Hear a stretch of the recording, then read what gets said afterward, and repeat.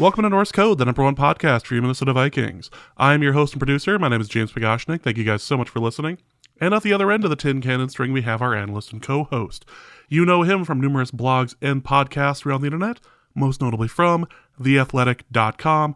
He is Mr. Useful Human, Arif Hassan. Arif, what a fortuitous day to come on and try to record a show. Yeah, really fantastic. We recorded at a time that almost guarantees an announcement's going to break out. Although in this case, we actually know what that announcement's going to be, so we can act like it already happened, or we can just talk about it in a very strongly suggestive hypothetical.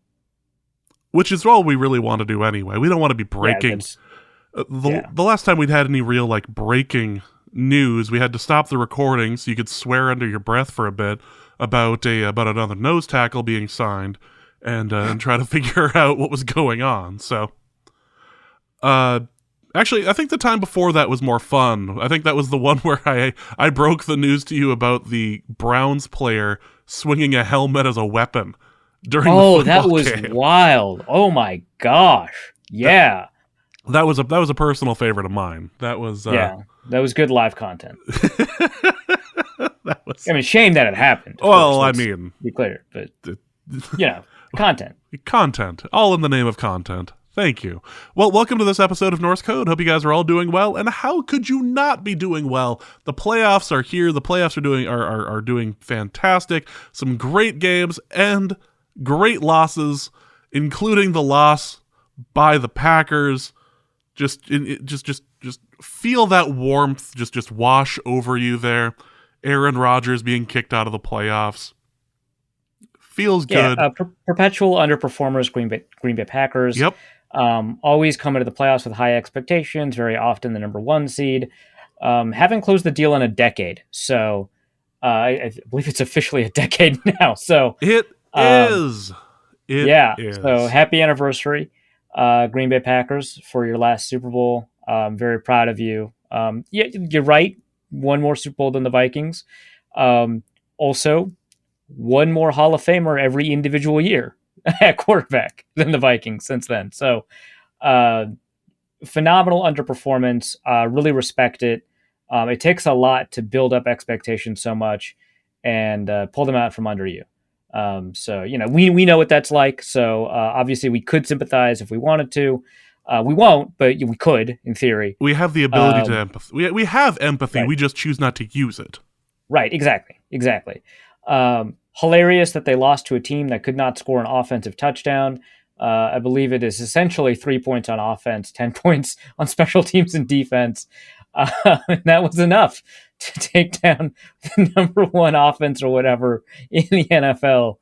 Good job. Jimmy Garoppolo beat you. The 49ers are 4-0 against the Packers in the playoffs in the Aaron Rodgers era. That's really exciting when it includes quarterbacks like Jimmy Garoppolo. When the debate the next day is, man, was it bad for the 49ers to win in a way that would instill confidence in Jimmy Garoppolo? That's a bad loss, man. Yeah, that's about as bad as it gets. And we've got lots of playoff stuff to talk about. Most importantly, we have a likely GM hire. News broke today about a potential hire. Well, more that the other guy was hired by Chicago that was in the running for Minnesota, leaving Minnesota with a likely person to sign. We'll talk about that along with the retirement. No, more like the career on pause for Sean Payton. And we're going to have to talk about Justice Mosqueda. But before we do any of that, thank you guys so much for listening to Norse Code. It is 2022, and the clip show is live. It exists. It is no longer just a file on my computer that I spent too long trying to avoid. It is a thing. It is real. It is spectacular. It is able to be listened to now on all of your favorite podcatcher apps. So check it out. It is a little over 2 hours because I couldn't cut it down anymore because I needed to include the Dusty All-Star bit. So... An all-timer. We knew it was a classic in the middle of doing it. I knew it was a classic the week before when he was telling me the story the first time. And I spent however many episodes telling Arif, all right, we have to get Dusty on so we can tell the All-Star story. We have to do this. So check it out. All of your favorites from the year are on there, including Case Cookus, the wine bottle, which Arif has no memory of. We have the... So you mean the wine towel, right? No, this is the wine... Well, the wine towel does make an appearance in here, but it's a discussion on double dating. So, but there's also the B racism, the B race corner is in here. Like anti-racist. Our stance is anti-racist. Yeah, about that. There's a discussion of B racism. Yes, there's been a lot of really nice comments online about that. So check it out. It really is pretty entertaining, especially if you want to hear. Many people are saying it's incredible. Yeah. If you want to hear a Arif gut laugh and want to hear me lose my mind at a discussion about a body part, check it out. It is on there. What a tease! That's great. We will be talking about a body part. There's also Check out the forbidden episode of Norse Code. There's a lot of swearing in it, though. So just so you're aware, we tend not to swear during the regular shows, although I just had to do an edit point. I just had to do an edit point about one for me. Yes, so check it out. It's really funny. It is. There's a lot of cursing on it, but if you can get past that or whatever, if that doesn't bother you, check it out. It is quite entertaining.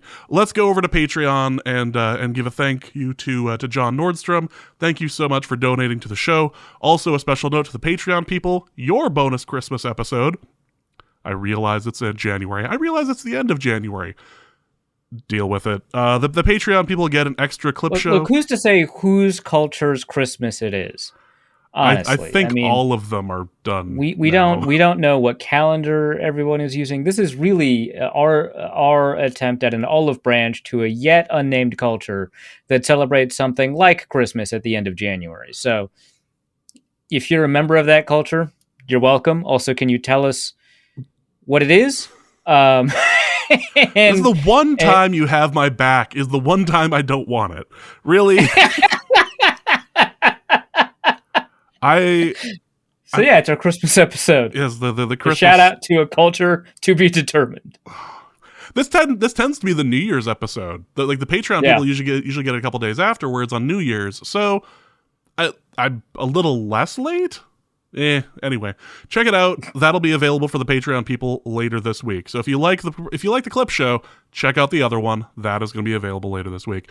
You can donate to the show if you'd like. You can help us keep the lights on, keep the Loch Ness Monster at bay, help us stay ad-free over at patreon.com/NorseCode, or you can go to paypal.me/NorseCode as well. PayPal gets the bonus episodes, obviously.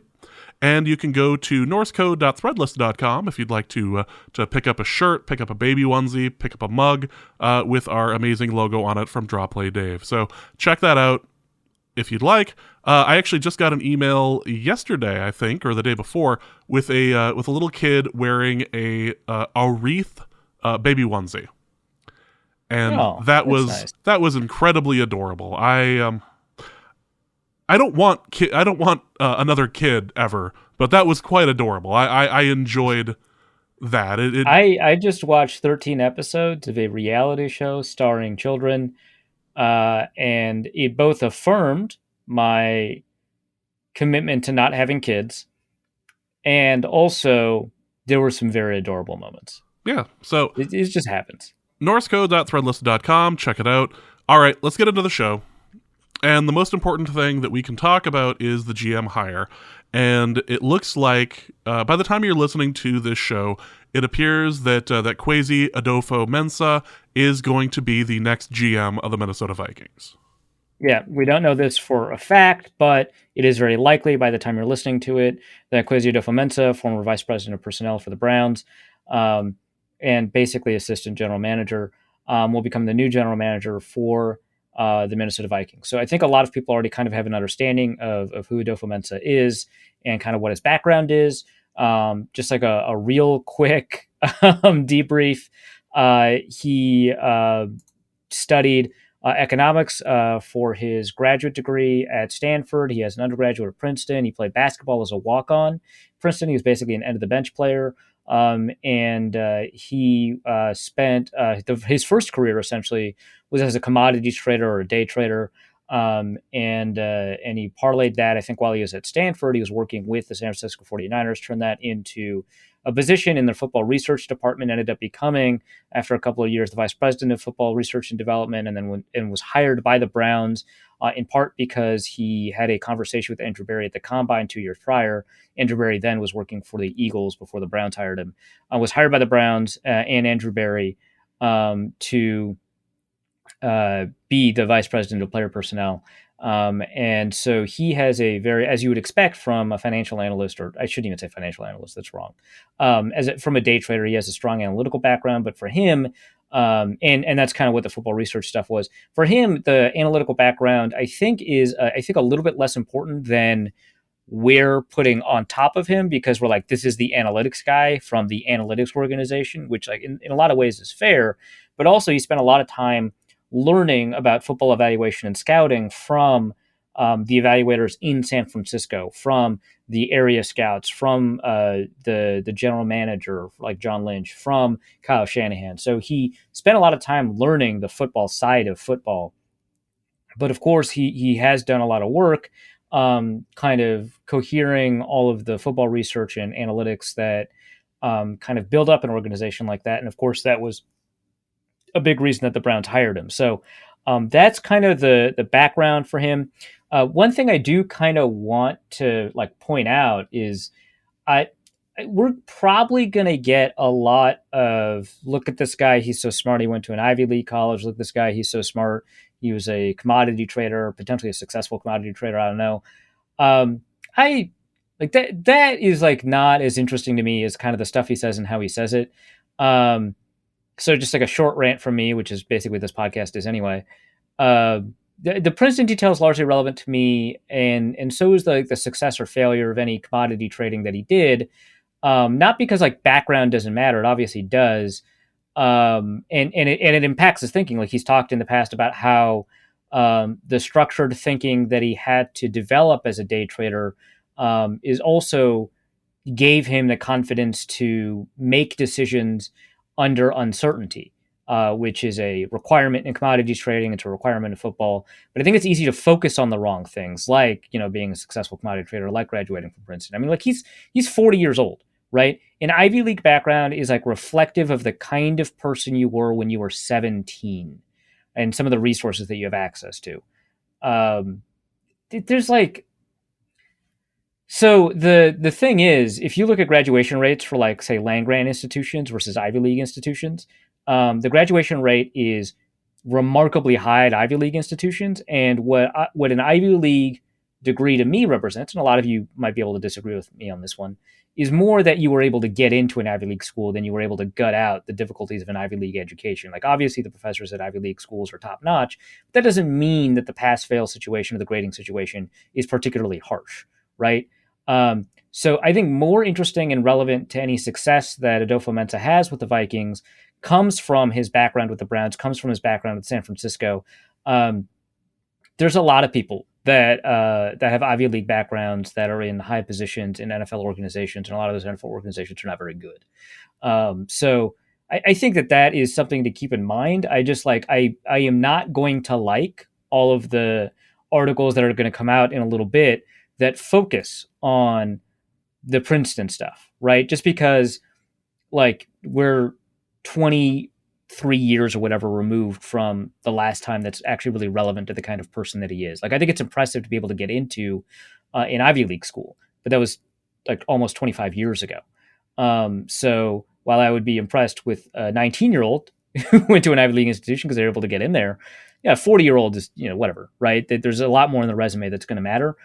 His basketball background is going to be kind of interesting. I don't know that it's going to play a huge role. There's just so many people that have some kind of athletic background that end up, even on the analytics side, that end up in football organizations, that it's not going to be probably that big a deal or a differentiator between other candidates. But, you know, it's kind of interesting. You have to, again, make decisions under uncertainty.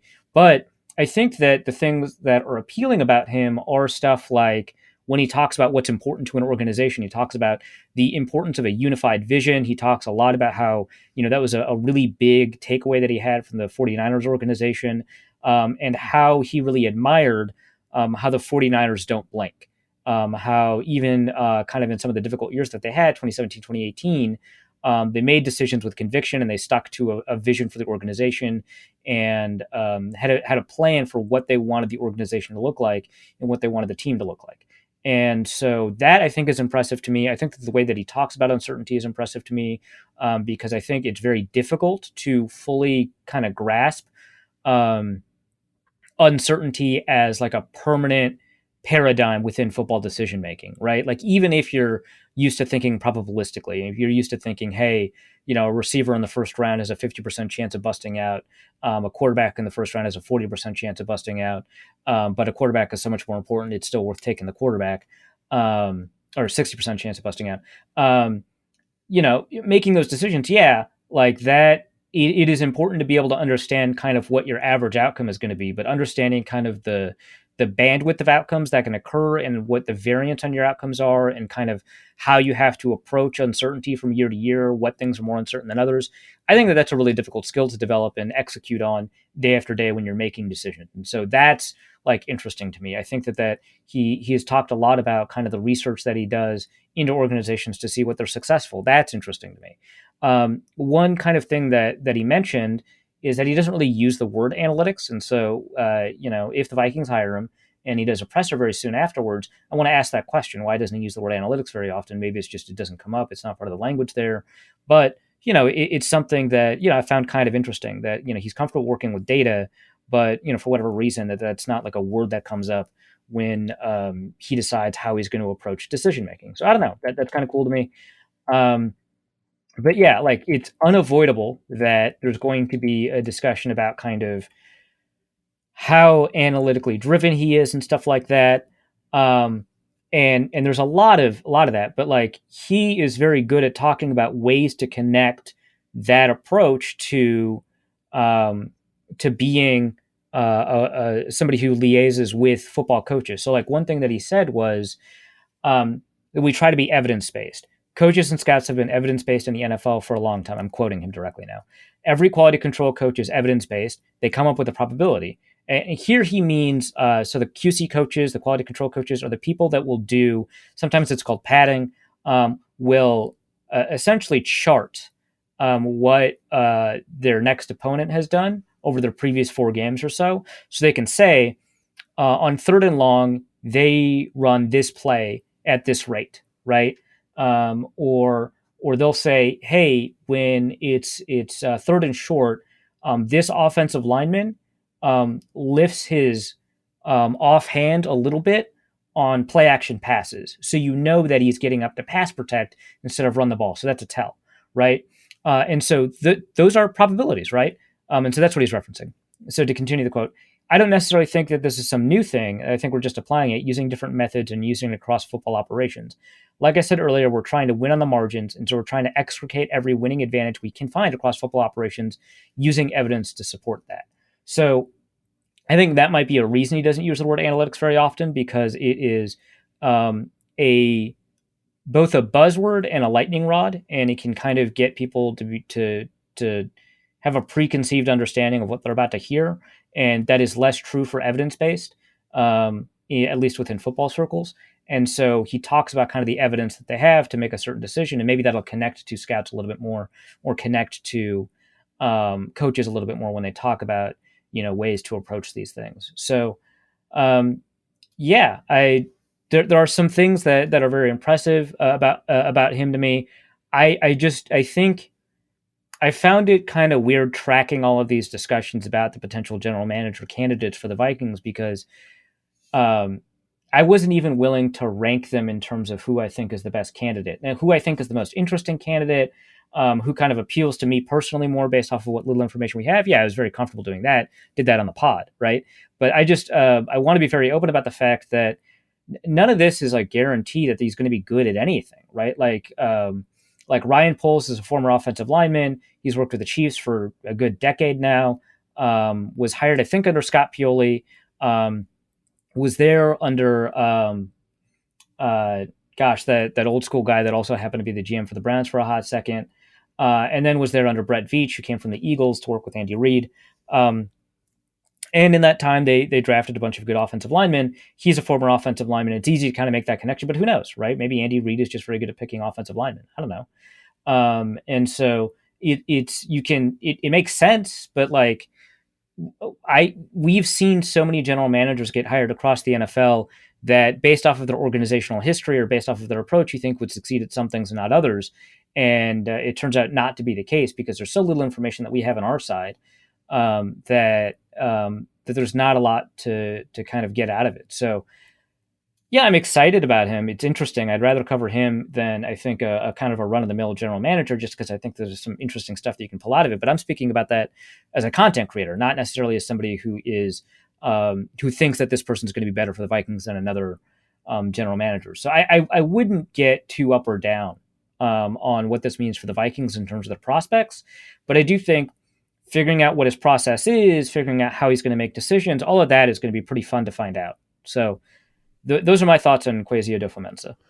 And let's be honest here, this is a different direction than the Vikings have taken, really, ever. So, if nothing else, it really does show that the owners want to do something different here. The Wilfs want to do something.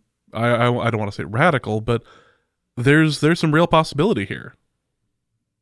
Yeah, I think so.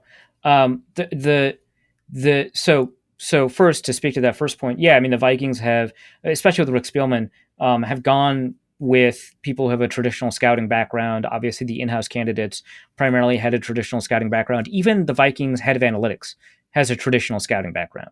They were all area scouts at one point, and then they all kind of moved up either to like director of scouting or director of regional scouting or something like that, right? And Chris Spielman has a scouting background, and although, I think it would be fair to say this, we think of Chris Spielman as someone who's analytically inclined. That is the case. He is, right? His background is not such that he would have inherent capability to evaluate what types of statistical evidence is useful and what types of statistical evidence is not useful, right? I'm not saying that he didn't develop that or didn't learn it or didn't take some classes or whatever, or didn't, have a mentor that helped him with that stuff. That all might have been the case, but his background did not give him the kind of training, at least formally, that would allow him to do that. Whereas, maybe with Kwesi Adofo-Mensah, he can say, hey, look, I understand that, when you run this model, it produces these cornerbacks that tend to succeed in the NFL. But, one thing that you don't take into account is this, or I think you're endpoint hunting, or, these values are arbitrary. And so you're kind of overfitting the model. And having an understanding of what that means is pretty valuable. One thing that stands out, and I think that this is the most important part about how good of a general manager he can be, is in that very same interview, which, I'll link it in the show notes. I'm quoting it enough times, and it's been put on the timeline a couple of times from Vikings writers already, is that he said, he was asked, how qualified are you to evaluate? And, he acknowledges that he came up unconventionally, but he thinks that that's a positive because he doesn't come in with preconceived notions or biases. He talks about sitting in a room with a bunch of great evaluators that he talks about. But the thing that stands out is kind of this set of quotes. So I took everything they told me. I tried to find the intuition behind it, and I asked why a lot. You'll find that out about me. I want to know why to even the most simple questions that you might think is simple. I'm building kind of the complex bridge that will get me somewhere complex. So I got to be around some incredible people, and I'm not going to be on some epic shout out like I did my first quote that was at the very beginning of the presser. But there's some incredible evaluators that have been around, and I've asked them how they saw the game, and it kind of shaped how I see the game. I've got some friends in the league who are talented. I will pick every person's brain, and you'll find some amazing knowledge from everyone in the league. I would say, and this is kind of the most important part, I would say that's where my evaluation base comes from. And then second, my job isn't necessarily going to be to say that this guy is necessarily a more talented player. We have other people to do that in this building. My job is going to be another person that knows enough about everybody's point of view to come together and make a good decision. And that's where I see my role, and that's where I see my value. I have my perspective. I'll bring that to the table, but I also have an appreciation for everybody else's perspective, not only for my time in San Francisco, but also my time as a trader, to be honest. So The thing, and this, I ended up putting this in my live Q&A over at The Athletic, is I think a guy with an analytics background or a guy with a scouting background, neither of that is inherently a good thing or a bad thing, because you don't necessarily want them doing that job, right? Because a general manager is not going to be able to watch all 400 players that are going to be qualified to be draftable, right? They're just not going to be able to do that with the type of detail necessary to be successful. Nor are they going to spend all their time figuring out all the models that they need to run, updating all the models, trying to figure out, kind of keep up to date on all of the research that's coming in from like Sloan and Big Data Bowl and all these other analytics conferences, the new tools that are coming in, educate yourself on, what is this, zebra tracking from Next Gen Stats? What is this catapult tracking over the Senior Bowl? Figuring out kind of what the GPS data can do. They don't need to be able to code, all of the directional data within practices. They hire people to do that, right? And so their job is to take into account all of the information that they're receiving from all these different sources and synthesize it into something actionable. And if you view, and this is, I think, the primary, to get it to the coaching side, this is the primary criticism of Mike Zimmer, right? Is that he wouldn't let go of calling the defense, and he couldn't be a head coach. He could only be a defensive coordinator with head coaching responsibilities. But as a general manager, it's even more important that you understand that your role is not to evaluate all these players individually. Your role is not to construct all the models individually. Your role is not to run the data on all of these players and make decisions based off of what your data board tells you. Your role is to figure out what all of the people that you trust are saying from all the different perspectives they have and synthesize that information. And if you can figure out, like, hey, all of my scouts think one thing about this particular player. They love this player. They say that he's a first round pick. All of my data guys are saying there's all kinds of red flags about this player. His market share of receiving yards is too low to be successful. His size speed profile doesn't profile in the role that we're putting him into. His catch rate under duress and contested catches is a big problem. He has a limited route tree based off of the data, right? So my scouts are telling me one thing, that this guy is a top 10 lock. My data guys are telling me he's a second rounder at best. How do I figure this out? How do I synthesize this and kind of resolve this dispute? And if you have the skill set to be able to kind of effectively do that on a consistent basis, that's way more important than you understanding kind of, well, my background as a scout tells me that this is what this guy looks like to me, and so I'm going to put him on the draft board because I ranked him 9th, right? There's no point in having a team of scouts if that's what you're going to do anyway. So take advantage of the information you have. So that's the most important part. And I think he's got a good grasp of that. So, I'm mildly optimistic, but also that's just a quote, man. You can say whatever you want. Whether or not you act on it is a little bit different. So what does all this mean then for the head coaching, the head coaching interviews that have been done so far? And the potential candidates moving forward? Are there any favorites that come out of this, or is this something that is still too much of a wild card? I think it's a little bit too much of a wild card, but obviously a lot of people have made the connection that Adolfo Mensa was in San Francisco at the same time as DeMeco Ryans, back when he was a linebackers coach, and I believe he spent a year as a defensive coordinator too, in their overlap.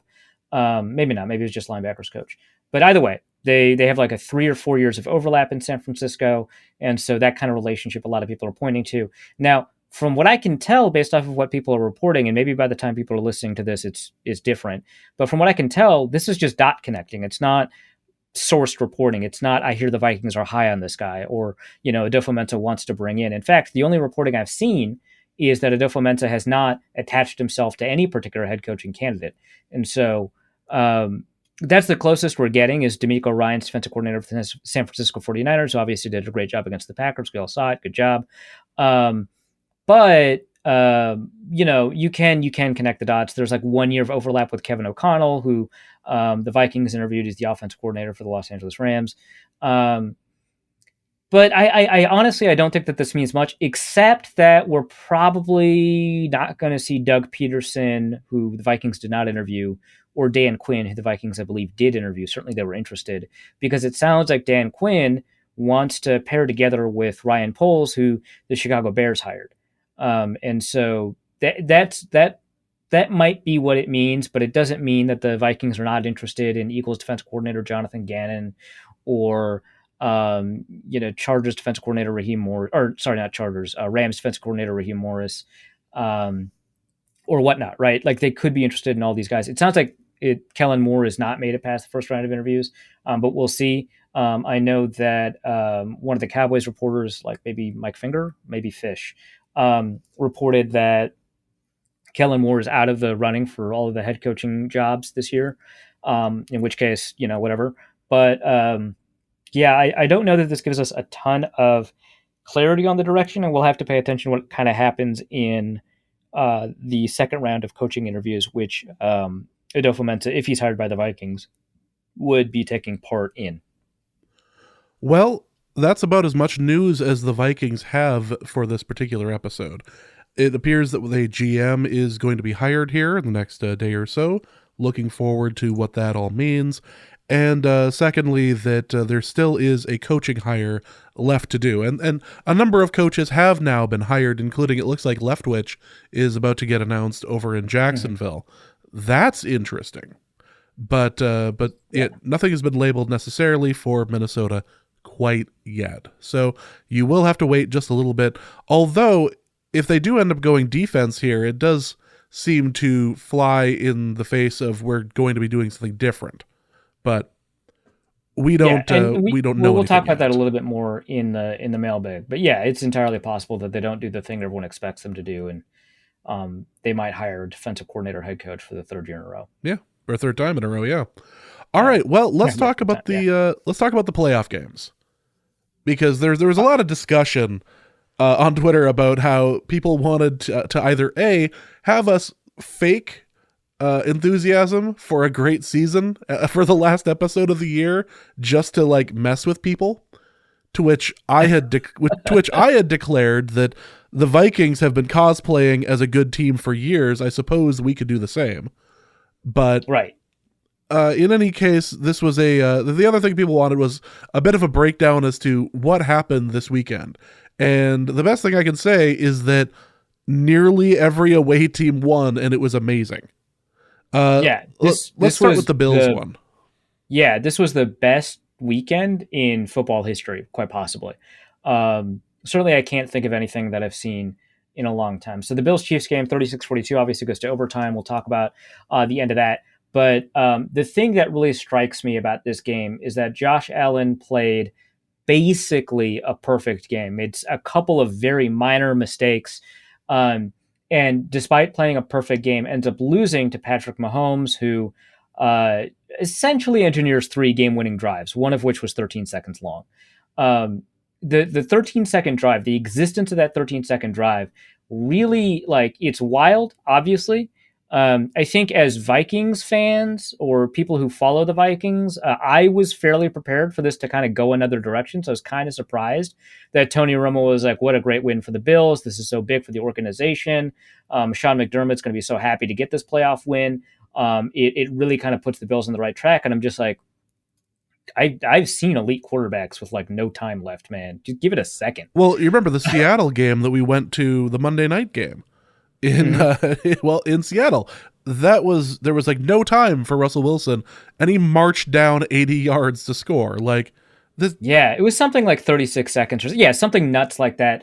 But and also we saw the Packers this year. We saw the Packers get back a score immediately with the 75-yard throw to Marquez Valdes-Scantling. Like I've seen this before, man. But I mean, this game was so amazing. So both the Bills and the Chiefs averaged 0.51 expected points added per quarterback play, identical EPA added per play, which for context, the season-long leader in EPA per play was Aaron Rodgers, who had a remarkable EPA per play of about 320 or something like that. And so this was that and half again. It was 150% of that. Just a nuts quarterback play. And we saw obviously some amazing throws. Mahomes had a throw like across his body, of course, on a play action boot. And it was like his 11th most impressive throw of the night. He threaded some incredible needles. Obviously, again, that last drive I think really stands out. First, obviously, there's the screen to Tyreek Hill, but the throw to Travis Kelce was phenomenal. There's a couple of interesting stories surrounding that. But I mean, the Bills getting that comeback with, I want to say 143 left, and then the Chiefs came back, and then the Bills came back again. I mean, that was nuts. I mean, Josh Allen was untouchable in the pocket. He's like scrambling around, and he makes these impossible throws from these crazy angles, and he's throwing the ball through brick walls to get to his receivers. We had a 204-yard game or something like that from Gabriel Davis, who I've always been a huge fan of, but he's like buried on this Bills roster that has an insane amount of receiving talent, right? Because you've got Stephon Diggs and Emmanuel Sanders, and you've got, regrettably, Cole Beasley, and you've got Isaiah McKenzie, who's been around in the Bills organization for a long time, and he's a really solid receiver that you could potentially make the argument might be a receiver 2 quality guy on some of these weaker receiver teams. Certainly the Lions could use an Isaiah McKenzie, right? And he is wide receiver 4 or 5, right? Like, I don't know between, Gabriel Davis and Isaiah McKenzie who wide receiver 5 is, but I do know that guy is maybe a wide receiver 2 somewhere, quite possibly, right? Like, I think that guy might be better than KJ Osborne, right? And so that's the kind of talent they're working with. That offensive line is all right. Obviously, you can get a little bit better, but it's all right. And it's doing this really incredible job of getting things working. And the fact that, the Bills for the first 3 quarters of the game, anytime they had 3rd or 4th and short, they're like, yeah, Josh Allen on a read option. What are you going to do about it? And the Chiefs couldn't do anything about it. Like, I don't know, the way the Bills have revived their running game after it starting off so awfully and having such a bad year last year.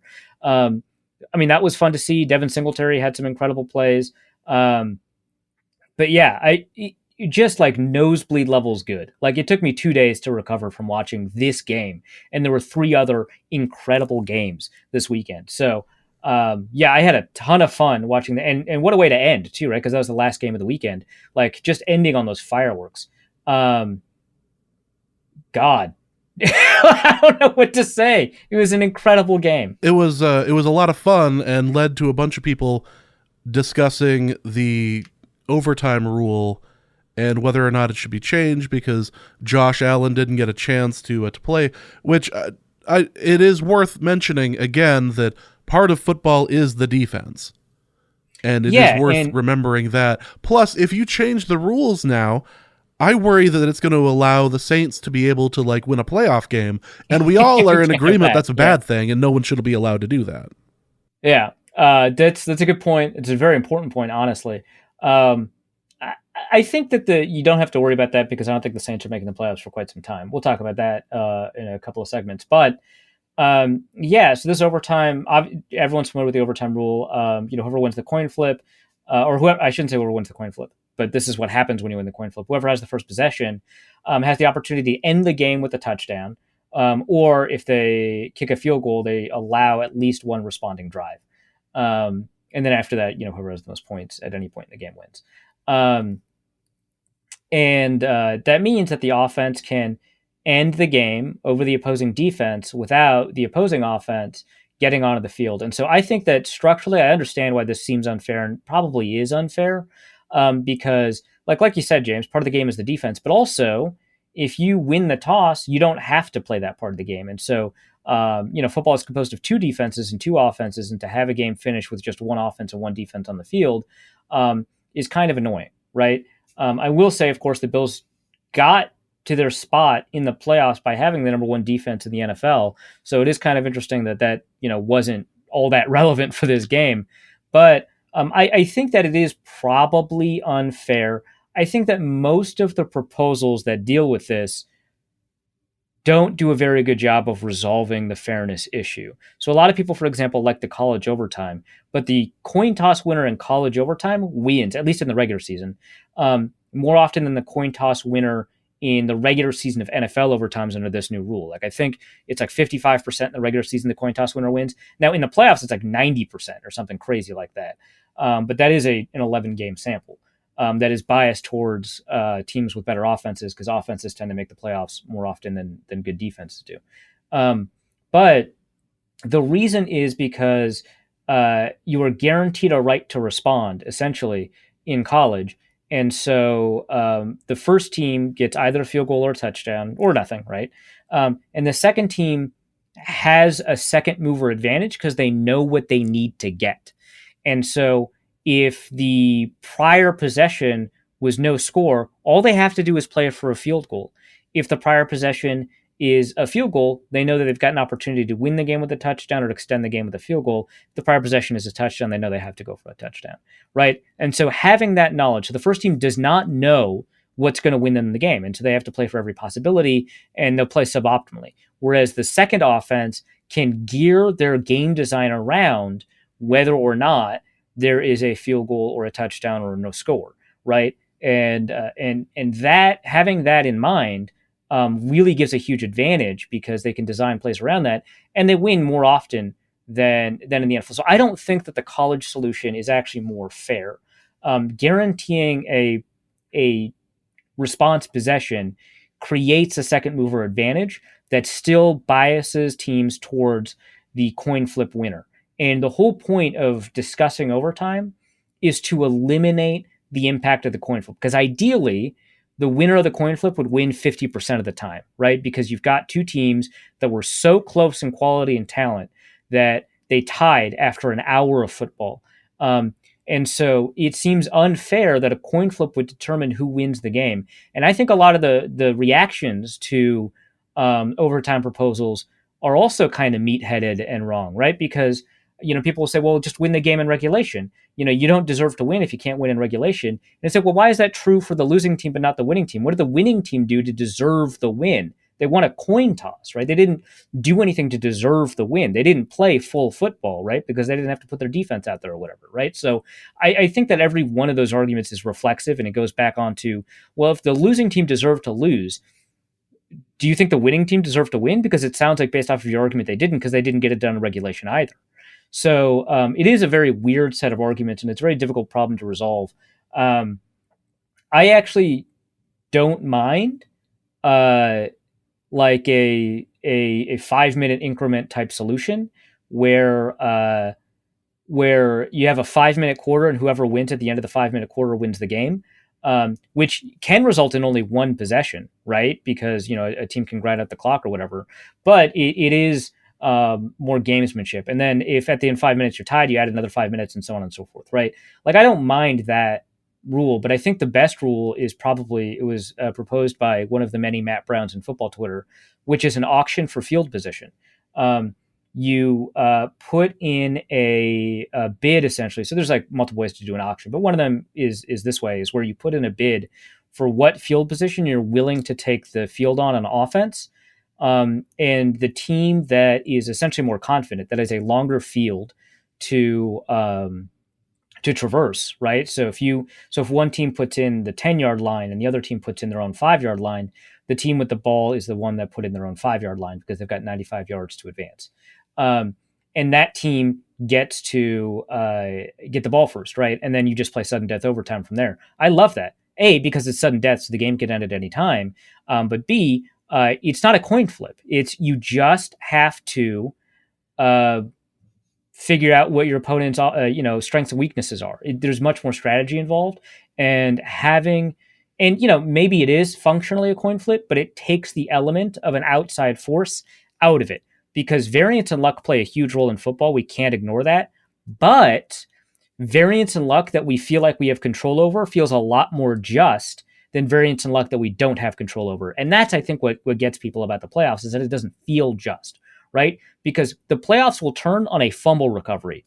There's nothing more variant and luck-based than a fumble recovery. We've talked about this ad nauseum, right? But it still requires a player to make a play. Over the long run, you cannot recover fumbles any better or worse than another team. And so it feels like a coin flip. But if you're not practicing fumble recovery, your fumble recovery rate will dip. It's just that everyone practices it at an optimal rate to recover at 50%. And so you have to make a play. You have to be a player playing football effectively in order to recover a fumble. And you have to force the fumble in the first place, which is great. So variance and luck that you feel like you have control over, it always feels more just. And I'm comfortable with that. And so I like the auction. It doesn't look like that's ever going to be a thing, but it's kind of cool. And there are ways that you can resolve ties. Like it could be the home team, which could encourage the away team to be more aggressive in their bids. Or it could be, the away team gets half-yard increments, the home team gets 1-yard increments, or whatever, right? There's ways to avoid or resolve ties. But I like that because you at least have control over the outcome. in a way that you don't with a coin flip. So a lot of these have unintended consequences that replicate the problems that people are hoping to avoid. And you just don't think about it because you've solved the first problem, which is that the team who possesses the ball doesn't get an unfair advantage. And you've created a second problem, which is that the team who gets the ball second now has an unfair advantage. In either case, the coin flip winner wins more often. So that's my rant on overtime. That was obviously relevant to the Chiefs-Bills, but man, it would have been fun. It would have been nice. It would have been good football to see Josh Allen have a response drive. And it's a shame we didn't get to see it, but I guess that's football. It is football. And again, defense is important.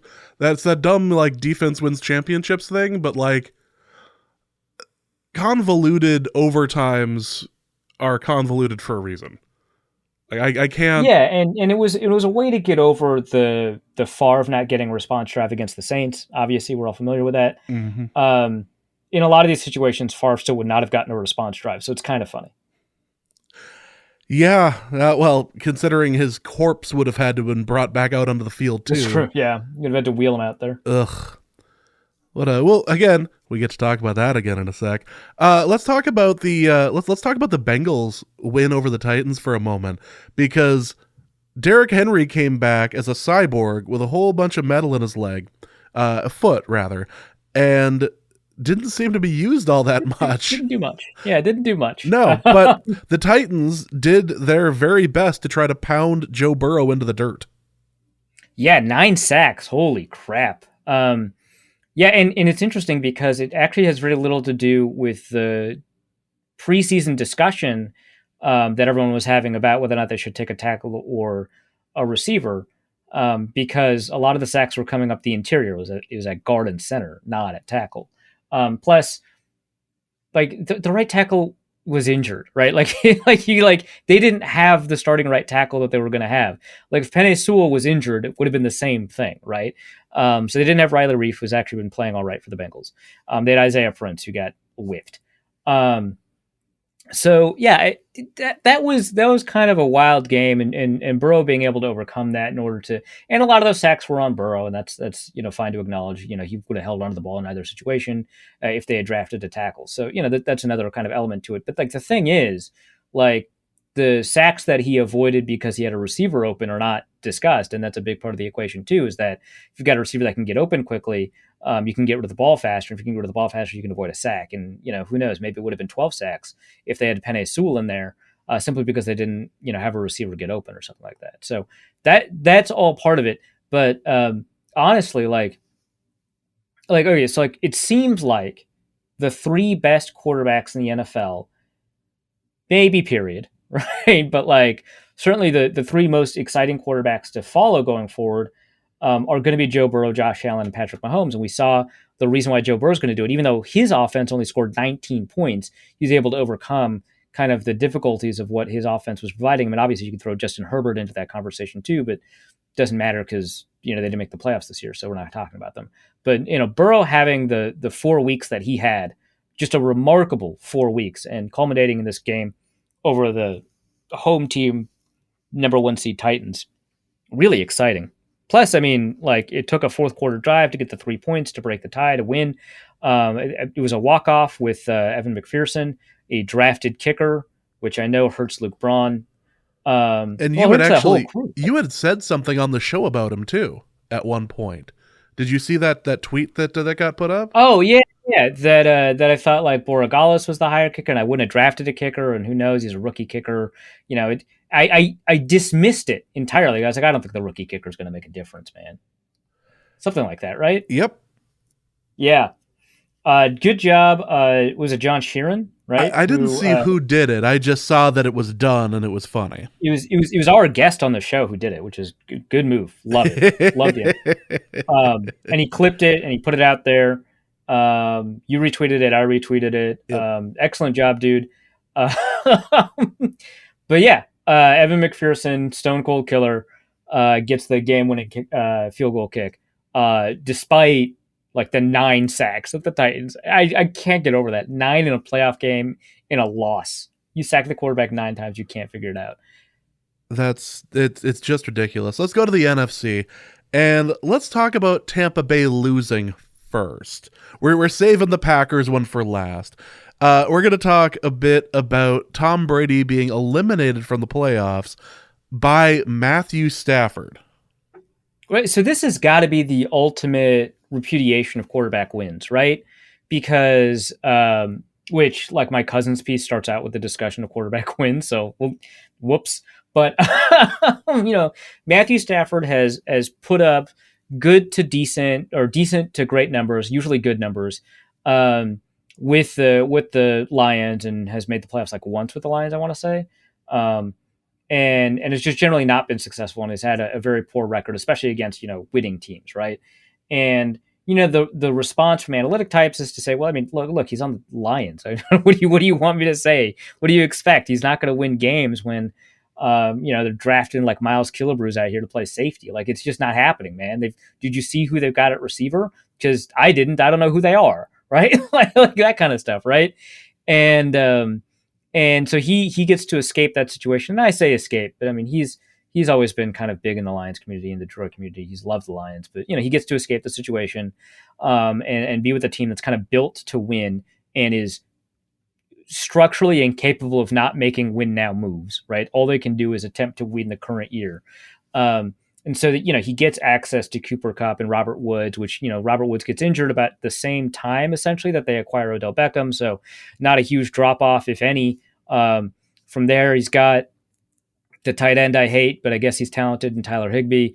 And a running game that is generally pretty good. Obviously, with an injury to Cam Akers for most of the season, that created some problems. But, he's on a team that's kind of built to do well. Very recently was number one team in the NFL on defense. It still has a lot of those core players. Even if they lost their safeties, they have Jalen Ramsey, they have Aaron Donald. They've got, some pretty good pieces. And the Rams win a lot, right? They're the number one seed for a while. They drop off near the end of the season, but they get to go up against the Tampa Bay Buccaneers, who've played well on defense and offense. They've got a great ball hawking secondary. Now that the secondary got healthy again, who knows how to get their hands on the ball, right? That both Carlton Davis and Jamel Dean do a very great job of generating pass deflections and interceptions. They've done so for a couple of years, so it's not even just kind of a one-year thing. And he's challenging them. He's doing a great job zipping some like insane throws in there. He's taking advantage of the fact that Cooper Kupp seems to be the best receiver in the NFL right now. And he makes some wild throws. He makes some like really ballsy, I'm Matthew Stafford, I've got one of the top 5 arms in the league, I'm going to make this throw, and you can't, throws. And he hits Cooper Kupp because Cooper Kupp knows how to get open against a backup safety, right? And I don't know, I'm so happy for Stafford to have a playoff win and to also demonstrate that like he is a talented quarterback, and that sometimes talented quarterbacks lose games, right? And sometimes that happens to be a product of the environment that he's in, and when he's put into a better environment, in year one of a better environment, right? Because a lot of times when the stuff happens, it's year two that they really break off, right? Like it took a bit for Peyton Manning to come online in Denver, right? It took a little bit for Carson Palmer to come online after leaving Cincinnati, because at first he goes to Oakland. It takes a couple of games for him to do well in Oakland, and then he goes to Arizona. And I think it even took a year, if I remember correctly, for him to do well in Arizona. But in 2015, Carson Palmer was a top 3 quarterback, right, with Bruce Arians. Sometimes a quarterback, even a veteran quarterback in a new system, will take a second, and he comes in right away and he performs really well, and they win games. Really incredible shootout with Tom Brady, and he gets to be the one that leads the game-winning drive. He left 42 seconds left, but I guess Tom Brady's washed now, so it doesn't matter. But he lead the game-winning drive. They're tied with 143 left or something. He gets the ball, and in a minute and a second, he gets them to actually, it was a walk-off, yeah, because they were all walk-offs. So he gets them all the way down the field, and avoids Ndamukong Suh, who has some words for him. He passes. I think he had a 20-yard pass and a 40-yard pass, and he was able to get in field goal range, I think, like inside the 15. Guarantee a 30-yard field goal for Matt Gay, who was the top kicker in the NFL this year besides Justin Tucker. So non-Justin Tucker division, Matt Gay was the top kicker in the NFL. And they kick a game-winning field goal. I'm so happy for Stafford, man. I'm so happy. Man, that defense looks terrifying. That is It really does. not that's because when not something you want to see at all. like Von Miller, like, oh my God, it took a second for Von. Like, also Von Miller took a second. Yep. But with last 7 weeks, he has 6 or 7 sacks or something like that. Go off, dude. This is a real problem to any team that comes their way.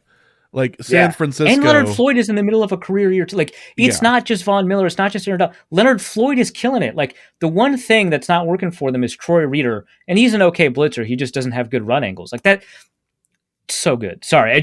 Greg Gaines, nose tackle. Yeah. All, like, popping off. So good. This is a scary team. If Stafford doesn't give away the game, this is a terrifying team for anybody to play, especially if you have an offensive line that is questionable. Or if your quarterback makes questionable decisions, boy, this defense is going to make you pay.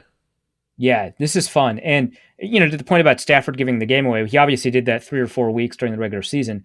But that's, like, not historically who he is. He doesn't have, like, a Favre-like history, right, of just giving the game away. We know that it happened in clusters this season. But he also, I think, tied an NFL record. He certainly led the league one year in fourth quarter comeback wins, right? So, like, he has it in him. Like, I don't know that he's endemically going to screw up, or that he's got that screw up gene in him or anything like that. It happened a bunch of times this year in a close sample of games. But that it's not like a Carson Wentz. It's not like a Brett Favre or anything like that, and just taking risks for no reason. So yeah, I mean, Stafford, it's on Stafford not to screw it up, but when he is on, he's fun to watch. He's not like the other 4 quarterbacks in the AFC I just talked about, but boy, this is about as pure a win now team that has ever existed. Like, I look back at the 2009 Vikings as a win now, we need one piece, we're doing it now thing. Not even close to all of the pieces that the Rams have put in for this. We have to do it this year or we're never going to do it. Yeah, like, they acquired Jalen Ramsey through a trade. They acquired Von Miller through a trade. I think they signed Leonard Floyd, and obviously grab Odell Beckham off of waivers or whatever. I don't know how that happens, but because the Packers wouldn't give above league minimum, right? They couldn't, right? Because they sprung for Randall Cobb. Yeah. Yep. Speaking of, but yeah, this is the most win now team in NFL history. Like, I don't know that they've got a first or second round pick for the next 5 years. Like, no, dude, go for it. This is the very definition of mortgaging your future. Like, this is everything they warn you against doing. And I love it. Like, just do, like, I don't know if it's smart or not. It seems like it's not smart, but let's find out. I'm glad one team was just like, they say it's a bad idea, but are they correct? Let's spend 3 years figuring this out. I love it. It is so crazy. Well, should we do it? I think we've got to do it. San Francisco. Do you have Justice's tweets pulled up? Oh, I've got. We should do that. Let's pause for a second. Believe me, I can get that up right now. So, Tank 2022 thought leader. Oh my God, his header, it's just tanks. We're not cutting, we're just going right into it. Justice is heartbroken as a result of what has happened to his beloved Packers that he is an owner of. Yeah, he's an owner, so he has a role in the direction the team is taking. And honestly, I understand the struggles of early ownership on a team that is that's not doing quite as well. I, of course, implored the Chiefs to draft Patrick Mahomes, but Justice can do what Justice does. Whatever works for him. I love the tank leader. So we're gonna talk. We're gonna do this in 2 phases. We're gonna talk about the game, and then we're gonna talk about what happened to Justice afterwards. What happened to Justice? Because some would say it is unfair. Others would call those people idiots. This was pure football. This was the San Francisco 49ers defeating the Green Bay Packers once again in the playoffs, this time in Lambeau, because Aaron Rodgers said, not because he said, but it's funny because Rodgers said that he wanted to do it in Green Bay. He wanted to do it in the cold. They got to do it in our house. And they did. And they didn't score an offensive touchdown in the game. They didn't score a defensive touchdown in the game. You know what happened? The special teams for Green Bay was such a war crime this year that they gave up all of those points. There was nothing more beautiful on this earth. You can talk about a child being born. You can talk about a beautiful sunrise. No. There is nothing more beautiful on this earth than that blocked punt spending eternity in the sky only to land where there are no Packers within a mile and being able to just waltz that in. That I have seen some of the most beautiful visions that the earth has to offer. I've climbed mountains and I've looked over landscapes, untouched, pure blue crystal lakes. I have seen the enormity of the ocean. I have seen whales breach the ocean. I have seen some stuff that makes me cry at the art that it provides. I've been touched. You've seen the ICP Miracles videos. You know all of these things. Right. Yeah, exactly. So I have seen the remarkable beauty that nature and humanity has to offer. But I believe I've seen perfection now. I believe I've seen this tops it. Jimmy Garoppolo's passer rating of 57.1 against the Green Bay Packers. I believe it was Spencer Hall who said, the 49ers are my favorite kind of team. The team that plays better, the worse their quarterback is. And by God, the Packers were not prepared for how bad Jimmy Garoppolo was going to be. He was so bad that the Packers stood no chance. The first 4 drives that the 49ers had were 3 and outs. Sure were. 3 and outs. It was beautiful. It was poetry. This was so. There's this game that UND people specifically like to bring up. University of North Dakota hockey is huge up here, and as a result, the biggest rival for a number of years, and hasn't really been since they changed divisions because they were cowards. Cowards would be the Gophers, and there was a playoff game that happened at the Ralph Engelstad Arena here in Grand Forks, North Dakota. The number 1 seed in the tournament was the expected champions, the expected winners, the powerhouse, the Gophers, and they were against Holy Cross. And know what happened? All the UND fans showed up and cheered like hell for the Holy Cross people. Holy Cross went, I don't know what we're doing, but we're doing it. And they defeated the Gophers.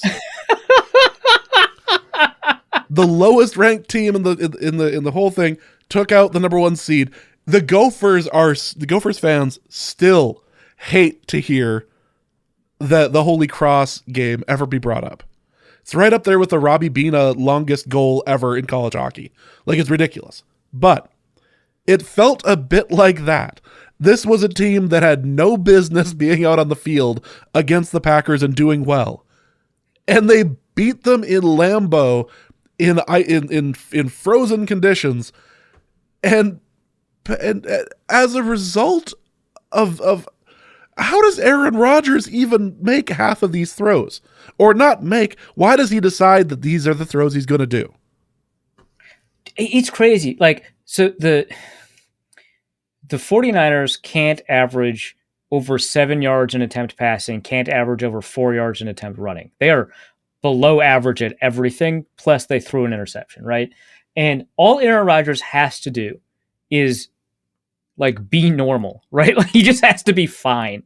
He just has to Kirk Cousins his way to a victory, right? Like, this is the ideal Kirk Cousins win, right? Where like your defense has absolutely neutered the opposing offense. You get extra possessions off of interceptions. You get, some free points off of, like, it's all there, right? 4 3-and-outs in a row. You score on the opening drive, right? All you have to do is just take care of business, go through your reads, find the open guy, because the 49ers are a great defense without cornerbacks. And you have a top 3-ish receiver, right? So just find your guys, right? And Aaron Rodgers is like, you know what? I'm just like, I've got a top 3 receiver. I've got the number 1 receiver in the league. He's getting the ball every time. And if he's not getting the ball, I'm dumping it off to a running back. Those are the 2 options. That's it. And boy, did it work until it didn't, right? like Davante Adams, 11 targets, 9 catches. That sounds like over-targeting worked, but it didn't, right? Because the 49ers are like, yeah, I don't know that we've got the horses.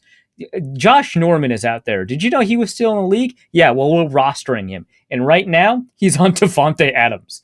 So what we're going to do is we're going to put Jimmy Ward on him too. We're going to put Josh Norman and Jimmy Ward on there together. And they're going to bracket him, and someone's going to get their hands on the ball. The other one's going to create a passing window that's impossible. And you know what? If Allen Lazard is wide open, who's Allen Lazard? Who cares? And it worked. They double teamed or triple teamed Davante Adams. Aaron Rodgers is like, wow, I guess Davante Adams not open. I better give it to the running back. And one time it worked, right? Because Aaron Jones got this wheel route down the field. Like it was a 75-yard gain, somehow not a touchdown. And that was really funny because Aaron Jones like curls back inside and he like, why are you doing that? Just run straight, dude. But whatever. And so on a critical, I believe it was the final drive, right? On a critical play, they run basically not Mills, but something very similar where they've got an in-breaking route over the middle of the field. They've got a deep route that's kind of a post that should either you've got a conflict where the middle of the field safety is attacking the dig route or is staying with the deep route, and you throw it to whoever that middle safety is not covering. Very basic, great way to get explosive plays, especially late in the game. It's in fact exactly what the Bills did. Slightly different route concept, but basic idea. But Josh Allen decided I can outthrow anybody, and so he did, and they won.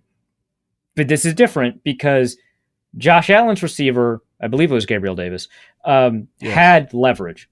Davante Adams did not have the leverage. Now, mind you, Davante Adams is a much better receiver than Gabriel Davis. No one questions that. But the reason he's a better receiver is because he can get open. He's not open here, right? And so instead of throwing to a wide open Allen Lazard, which that's all you need to, like, you don't need the touchdown here. You just need to gain yards. You've got time to get the touchdown, and this will put you in field goal range to tie the game, right? You're fine. Just throw it to Allen Lazard, wide open. There's not a soul in sight. They're all glommed around. It's like a magnet inside an iron filling, right? Like, all of those iron fillings in a jar. They dropped a magnet, and that magnet was Davante Adams, and all the little 49er iron fillings were all around Davante Adams, and that left Allen Lazard wide open. And Aaron Rodgers is like, oh, Davante Adams is down the field? All right, let's rip it. Was allergic to throwing it to anyone else. Allen Lazard had one target. Randall Cobb, one target. Like, Randall Cobb. Cobb's his boy. Cobb's his, like, best friend. Yeah. He lobbied to get Cobb. All the league GMs just let them grab Randall Cobb. Like, nobody decided he mounted to a rescue operation. He's like, I got to get my friend out of the Texans. Power to everybody else here at the Houston Texans organization, but I'm here for my friend. Peace. And he gets Randall Cobb. He gets him out of Dodge. And then he's like, oh, did you want the ball? I got you out of there, man. That's all. This team, I cannot wait. And if it happens this year, or if it happens next year, Rodgers retires, moves on. I cannot wait to see that stat about how LaFleur has like the highest winning percentage in the regular season of any of these coaches or whatever. I cannot wait to watch that number fall, because you no longer have Aaron Rodgers out there to bail you out of stupid decisions. Yeah. Because Justice loves tweeting this. Bill Belichick would need to win 700 games in a row to match Matt LaFleur's winning percentage. Like, okay, Justice, whatever. How many wins does he need to have to match LaFleur's playoff win? Oh, he's already ahead of him in playoff win percentage? Interesting. Yeah, I would love to see what LaFleur does without Aaron Rodgers. I'd love to see him, figure out what to do with the Jordan Love ? Yeah, what's been great has been, I obviously we follow Justice. He's been on the show since almost like the beginning. He has been on the show repeatedly, and Justice has said all year long how bad the special teams are for the Packers. They are atrocious. He was saying this before that Chicago performance. That was one of the worst special teams performances in individual game by unit of all time. Yep, it just up and down. To anyone who would listen to him, the Packers special teams are the worst in the league. They are horribly coached. They will cause something terrible to happen. Just you wait. And we didn't have to wait long. We didn't even have to leave the divisional round for this terrible thing to happen. And what was beautiful, what was the best part of it, the next day, Matt LaFleur is talking in a presser, and he starts questioning whether or not they should have starters, your offensive and defensive starters, be playing on special teams. Said in a way that was reminiscent of when President Trump was talking about like suggesting aloud maybe that people should be consuming bleach. Like it sounded like that. It sounded like working out a potential thing, and that you weren't necessarily serious about it, but you were working out the idea that this was something that you could do. And all of the unanimous reaction was just, oh God, please, Aaron Rodgers, please stay. Please, we have to Yeah. But you can't. How are you he'll be back next year. How are you going to afford everything? You can't. Which brings me to what happened to Justice after the game. We will include the link in the show notes of the spaces that Twitter has have an ability where you can listen in. It's a bit like a radio show, really, called Twitter Spaces. And who was the guy who started Justice's Friends roast? It was Charles. It was McDonald. Charles. Yeah. Yep. At Forverts. Yeah. Just listen to Justice's Friends roast him to hell and back again. It was so good. I'm looking at a tweet. Also, if you need a good laugh, check the Norse Code DN account for. I went nuts. I'm a simple man. If I saw something making fun of the Packers that night, I retweeted it, and boy, there was a lot to go through there. But I'm looking at a tweet from Tyler Nielsen. The top 3 moments from the space include Mina Kimes coming in a cab. Imagine it's like pretending that she's not in a wind tunnel. Yep. She's in a cab. Sorry, I've got my mask on. Anyway, Justice. So Mina Kimes comes on talking about how Justin Jefferson was almost traded to how the Packers almost traded the pick up to select Justin Jefferson. Yeah. And how Aaron Rodgers personally vouched for Justin Jefferson. Can you imagine? You're in a cab. You're like, I got to take the time. Sorry, driver. I got to take the time to roast the hell out of my friend. Hey, Justice. How's it going? Hey, do you remember when Aaron Rodgers vouched for Justin Jefferson? She couldn't even finish it without bursting out into laughter. It was one of ESPN's most preeminent reporters, the one that they're pushing is the next big thing, right? And Mina's phenomenal. I love her.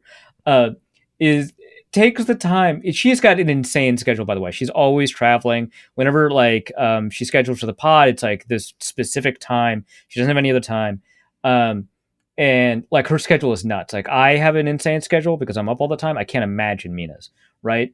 And she takes the time out of her day to be like, hey, so this Packers blogger, he needs to eat it. And eat it, he did.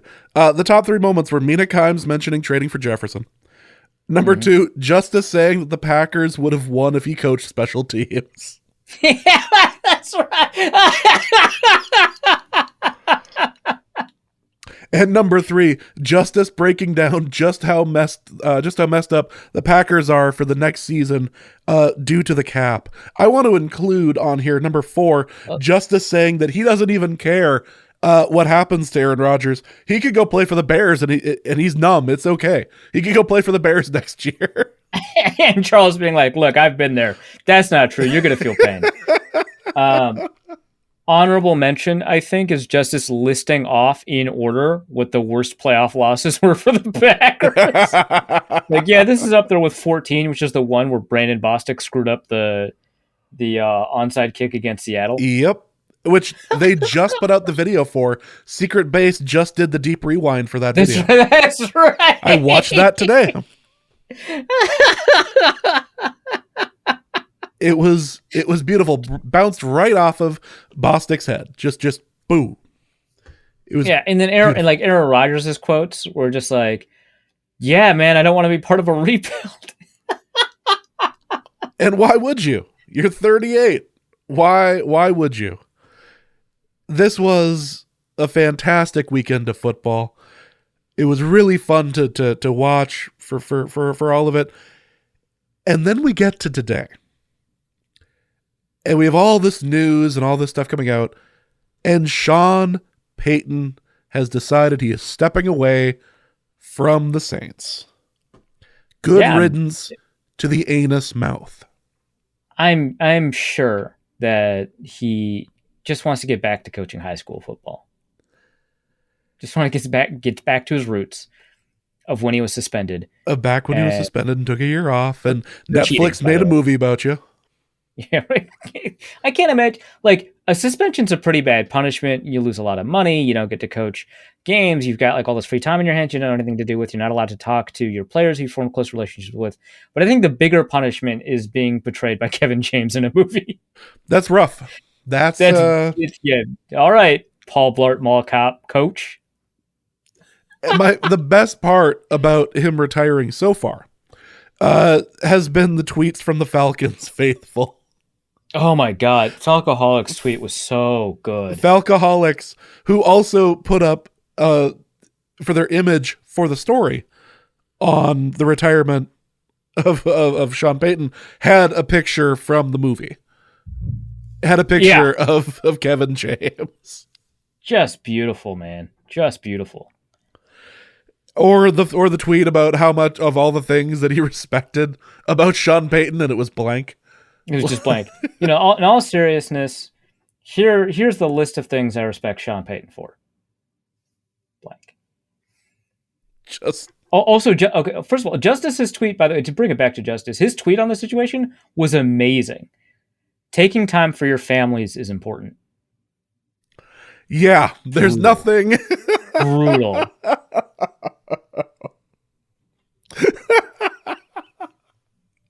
Wow. After the I forget if I told you this. After the Packers loss, I literally, Dusty sent me a text, and I just called him. I never called Dusty. I called him, and we just sat and laughed for 7 minutes straight. It was maniacal laughter. I hadn't been drinking. I'd been working on the show. I'd been working on the editing of the thing. I was going to go do some recording, and I didn't want to be sauced when I was recording my voiceovers. So I didn't have anything to drink until after the game. And Dusty and I just died laughing for 7 minutes. It was glorious. But back to anus mouth for a moment. If we can look at the Saints' exits from the playoffs as classical music, some of the most beautiful things that have ever been conceived by man, some of the most beautiful things ever happened under his watch. Things like the Beastquake. Things like the Minneapolis Miracle. Things like the no-call pass interference. So, wait, do you mean the one against the Rams, the one against the Vikings? The Rams. Because then you have the quote unquote push off. Yeah. I'm not saying that karmically something happened here to prevent the Saints from going back to the Super Bowl after winning in 2009. I'm not saying that at all. I am saying it's very likely that something like that happened because these just kept coming. You have ridiculously talented Saints teams all of these years. They could have made serious runs all of these years. And two of them, you get knocked out by the Vikings. I mean, the Vikings. Good Lord. In clutch moments, too. How bad do you have to be for the Vikings to outclutch you? How many of these have nicknames? How many of these playoff losses have nicknames? Like all of them, really. Like you take Sean Payton running up the score with X number of touchdowns that Kamara ran in. I think it was like 6 on Christmas. Screw you. And then you go down to like you look at yelling, doing the choking thing to Devonta Freeman, and you lose that game. And then you're making fun of the skull clap or whatever in Minnesota, and you lose that game to the Miracle. Like, he says he doesn't remember doing the skull clap. There's interviews later. There's interviews at other points where he said it was just good fun or whatever. Yeah, fine, whatever. But like, I know Saints fans who love the Saints and hate their coach. Just despise their coach. In fact, the first thing that I did today when I read the news was text a buddy who loves the Saints. Said, congratulations on Sean Payton is no longer, or happy Sean Payton is no longer your coach today, if you celebrate. And his response was, yay, he's no longer our coach. He won a lot, but was a total chode. He was just the worst person. That is what you're dealing with here. So we get to say farewell for the moment to Sean Payton as a Saint. Now, news came out today, and I don't know if this has been reported previously, but news came out today that Sean Payton was very upset and, quote, threw his phone at a pillow when he found out that Mike McCarthy got the Green Bay job that he wanted. Do you think it was like a Motorola Razr that he threw? I think it was. 05, right? I bet it was a Trio. Like one of those ones that you folded up and had the full keyboard. Oh my gosh. Oh my gosh. I bet he was douchey enough to have one of those. So that would be funny. Oh my gosh. Somebody go through and like do Google image searches of Sean Payton in 2005 and find out what cell phone he was using. This seems like a good use of your time. Yeah. I'll send you a shirt if you find something. Like, well, I'm real curious about this now. So he was upset about this. Now, there have been rumblings about how unhappy Jerry Jones is with the performance of the Cowboys as they keep losing in the playoffs. Yeah, and his like him getting cucked by Mike McCarthy and then possibly having the ability to out-cuck Mike McCarthy at the end. Oh, that's his series arc. That is his one-armed man. That is his Mulan dipping sauce. Like this is it. This is where it's all been heading toward. I do enjoy that 1 year of being away from Drew Brees has caused him to be like, you know what? I'm good. Yeah, I'm out. This is fine. Look, I had a little bit of time with that Drew Brees early. I thought I could handle it. No, I saw Taysom. We sunk a bunch of money into Taysom Hill. Whoops. We got Jameis. I don't know about that. I'm good. I've seen the void years, and the void years looked back. I've gazed into the void years, and I became the void years. So the thing is, of course, is that if he unretires, he'll still be under contract with the Saints. The contract basically picks back up where he left off. You don't he doesn't get time off of the contract from retiring. So it picks up back where he left off. So if he had 3 years left on his deal, if he unretires, he will still have 3 years left on his deal. That means that if the Cowboys want him, they would have to trade for him.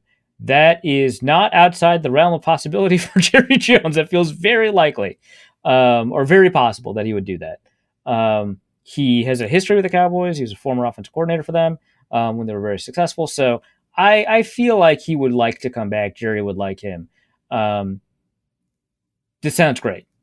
This sounds hilarious. It's nice to see that he's going to be taking some time off, hanging out with his family, maybe inspiring another Netflix movie. just doing what you can. Also, I stumbled on a Justice tweet, by the way, where he ran a trade through the trade machine. That's a good one. It was Aaron Rodgers for Derek Carr, and then the next two first round picks for the Raiders. That one works. So good. That one apparently can be done. Good Lord. All right, we're gonna do the mailbag. Let's go into the mailbag. First question's from Caleb, who asks, are we really going to be going down another defensive coordinator road? Talk me off this ledge. I'm about to jump.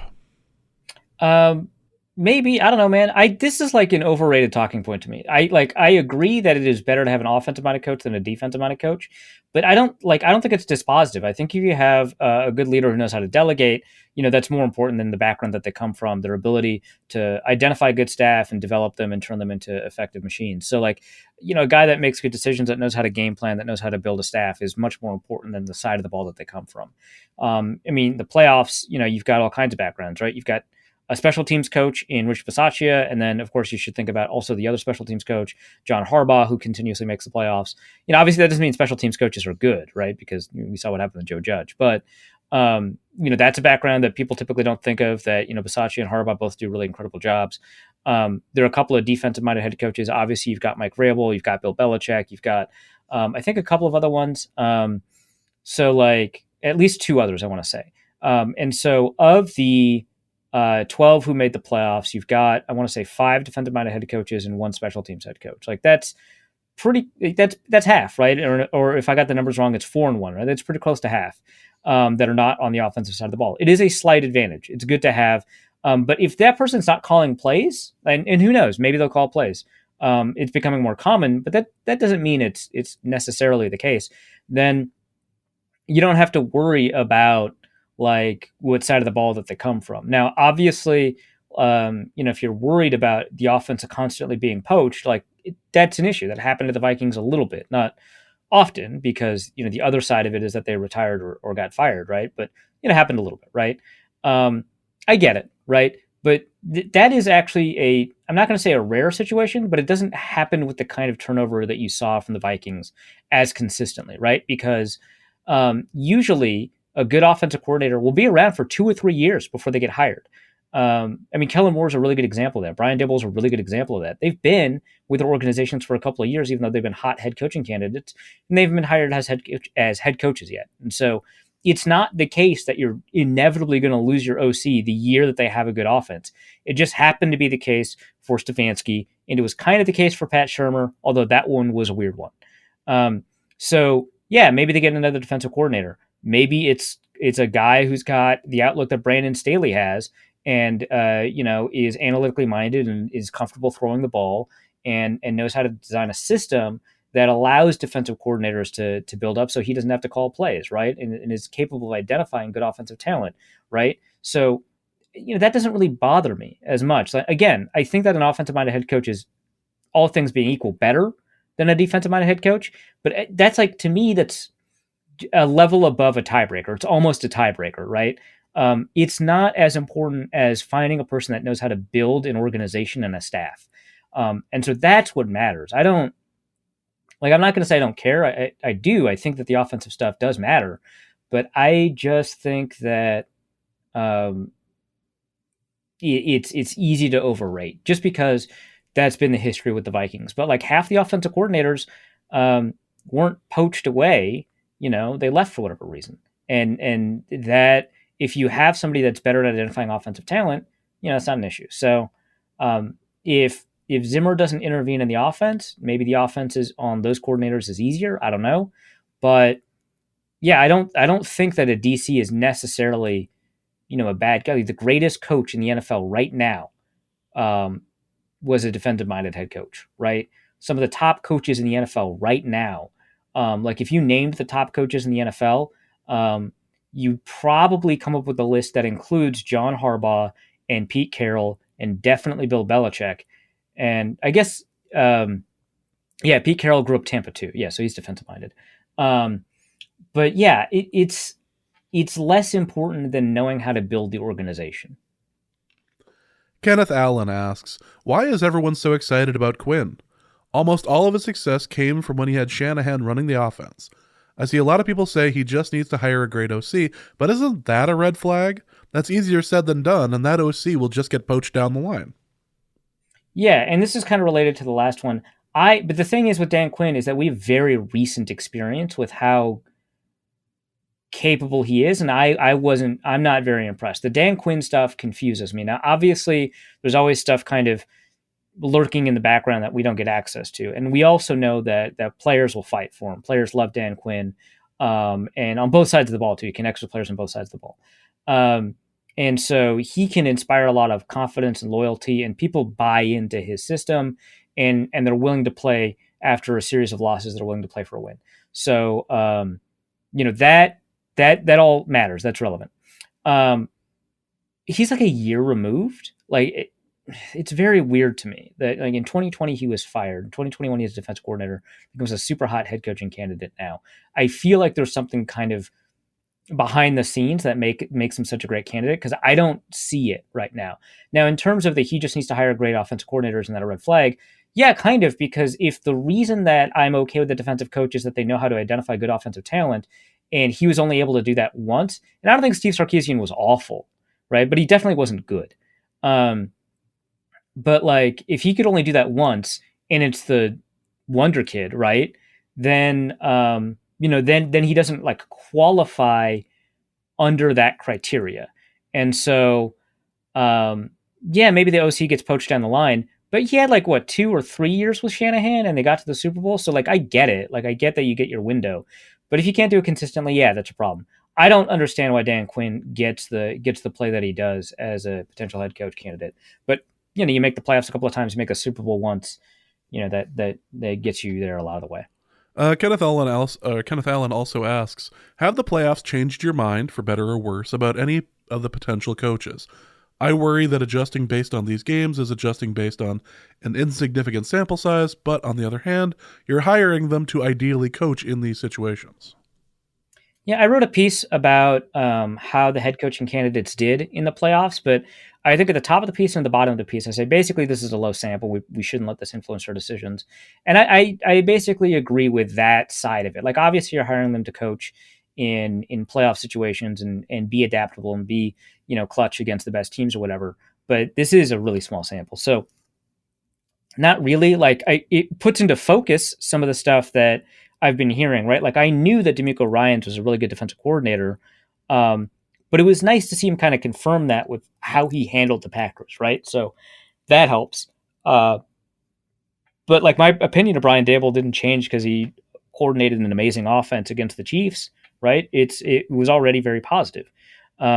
So not that much. I guess. I guess what was it? Todd Bowles' defense didn't do what it needed to do. Was very blitz happy at the wrong moment. That doesn't change anything for me. Whatever. If he's a good coach, he's a good coach, and these things sometimes happen to good coaches. Let's go to Andrew Shad, who asks, if fans got their way and we hired an exact opposite of Zimmer, Bizarro Zimmer, where all his attributes, strengths, and weaknesses are flipped, example, historically bad third down defense, refuses to run the ball on second down, how would that coach fare in today's NFL? So this one's tough because you kind of have to figure out what opposite means, because Bizarro Zimmer is probably an offensive-minded guy. Does he intervene in the defense? Because I feel like the phrase Bizarro Zimmer kind of implies that he would, but the exact opposite, Zimmer would not interfere with the defense, right? So you have to figure out kind of where you're drawing the line of opposites, right?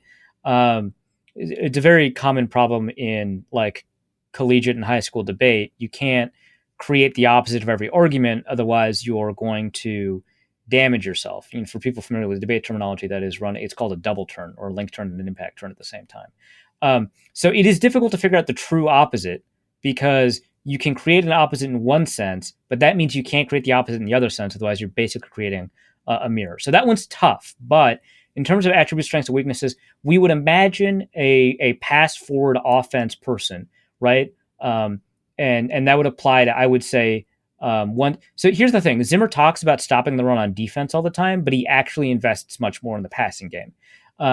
So this would be somebody that talks about stopping the passing game, but invests a lot in the run game. Get somebody like Donta Hightower or some other run stuffing linebacker to stop the run and not really have the capability to cover deep in passing situations. And so you create these issues where you've got some forward thinking people, but like, okay, is Bizarro Zimmer a gifted offensive mind or a bad offensive mind? Like, I don't know. It sounds like a historically bad third down defense. It sounds like maybe they're a defensive mind that's bad at defense but knows how to intervene in the offense appropriately. So I'll just say this. Zimmer was a good coach. Obviously, he wasn't a great coach. Otherwise, we would have seen more from him.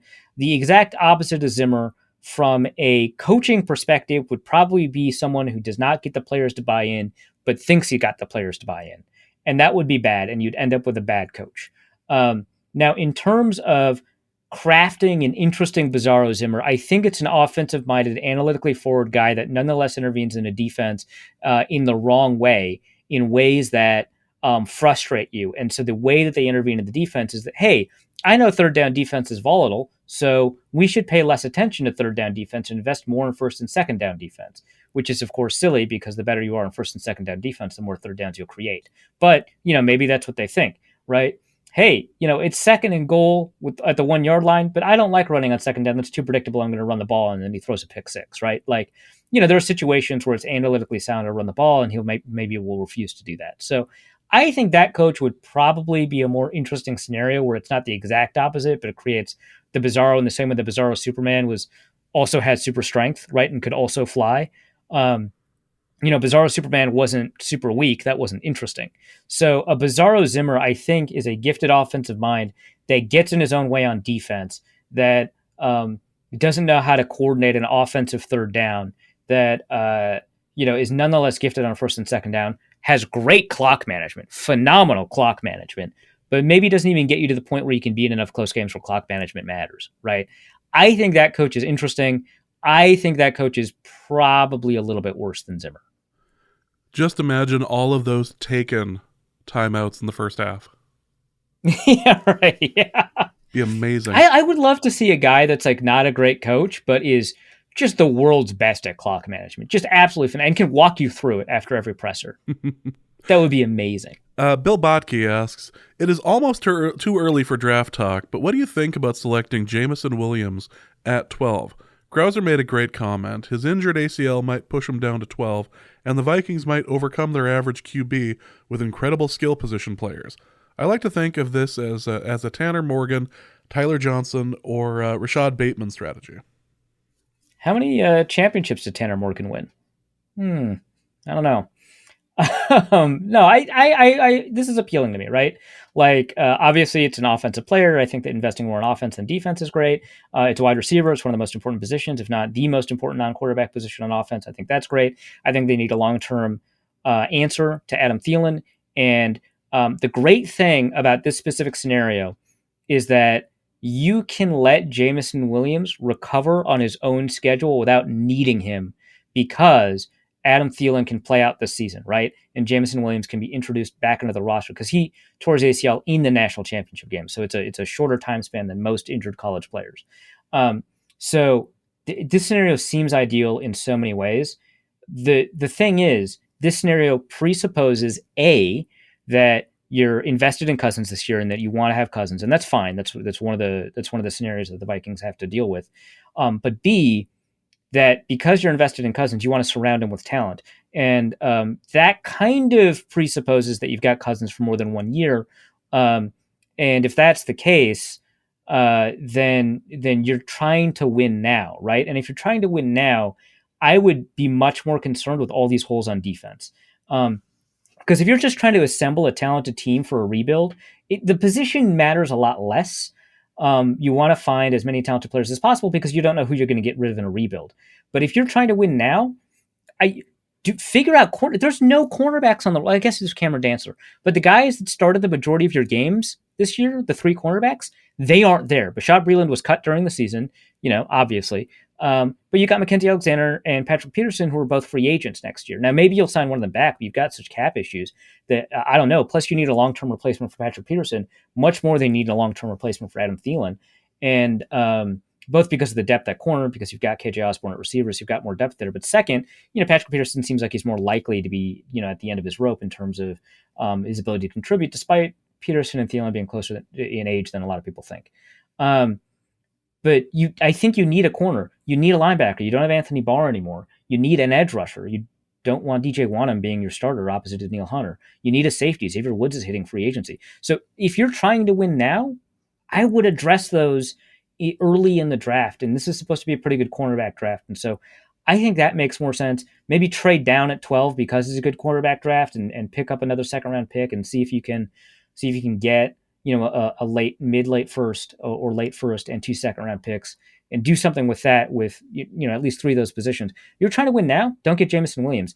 If you're trying to build a situation where the quarterback that you're bringing in 2023 is going to have all the goods, he's going to have, an end of his career Adam Thielen, he's going to have, Jameson Williams coming off of that ACL, he's going to have Justin Jefferson in his prime, he's going to have KJ Osborne behind him, he's going to have this great skill core, it's going to be like the Bills, like I just described.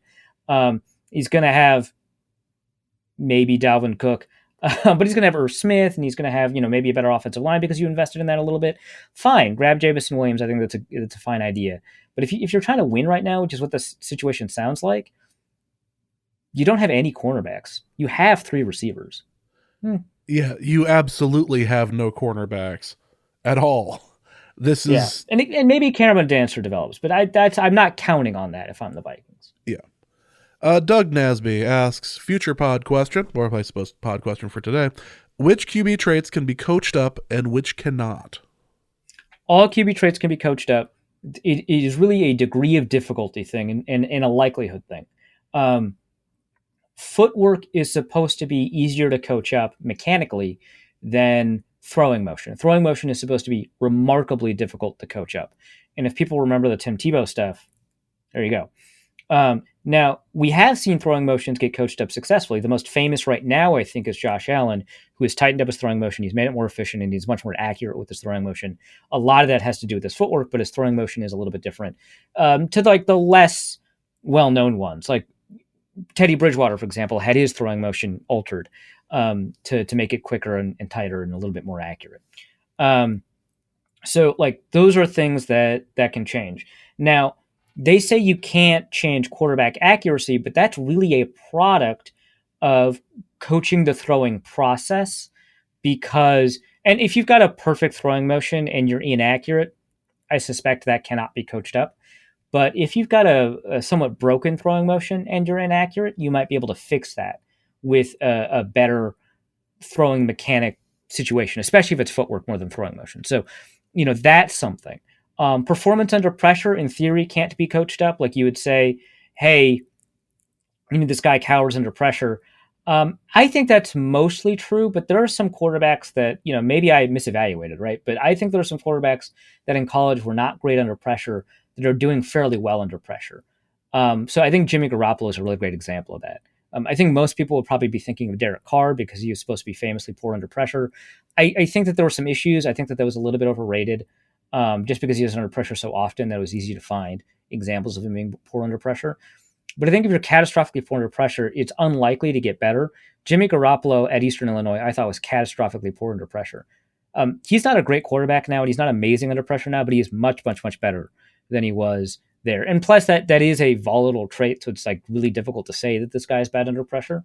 But that's an example of something that I would imagine if you're essentially turtling, if you're afraid to throw into contact, that is a difficult skill to develop from college to the NFL. So, those are some elements. And then obviously quarterback speed. Like if you're going to be a running threat, if you're not a running threat in college, very difficult for you to become a running threat in the NFL, even if it's primarily as a scrambler. Like Joe Burrow, for example, is an above average athlete that you don't really think of as an above average athlete because he doesn't run the ball all that often, but he does scramble, and sometimes his scrambles are really effective, right? But like Trevor Lawrence is a better athlete than him, and he doesn't get used on a read option all that much, but he scrambles pretty well, right?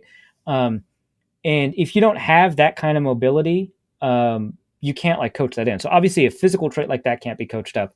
We used to think that arm strength couldn't be, and certainly you cannot turn a Teddy Bridgewater into a Josh Allen from an arm strength perspective, but we've seen a lot of examples of quarterbacks massively improving their arm strength. Drew Brees, I think, is the historical example here, but Joe Burrow is a really good example. Like, the guys making fun of Joe Burrow would say that he has a pop gun arm. Doesn't anymore. No, he absolutely does not.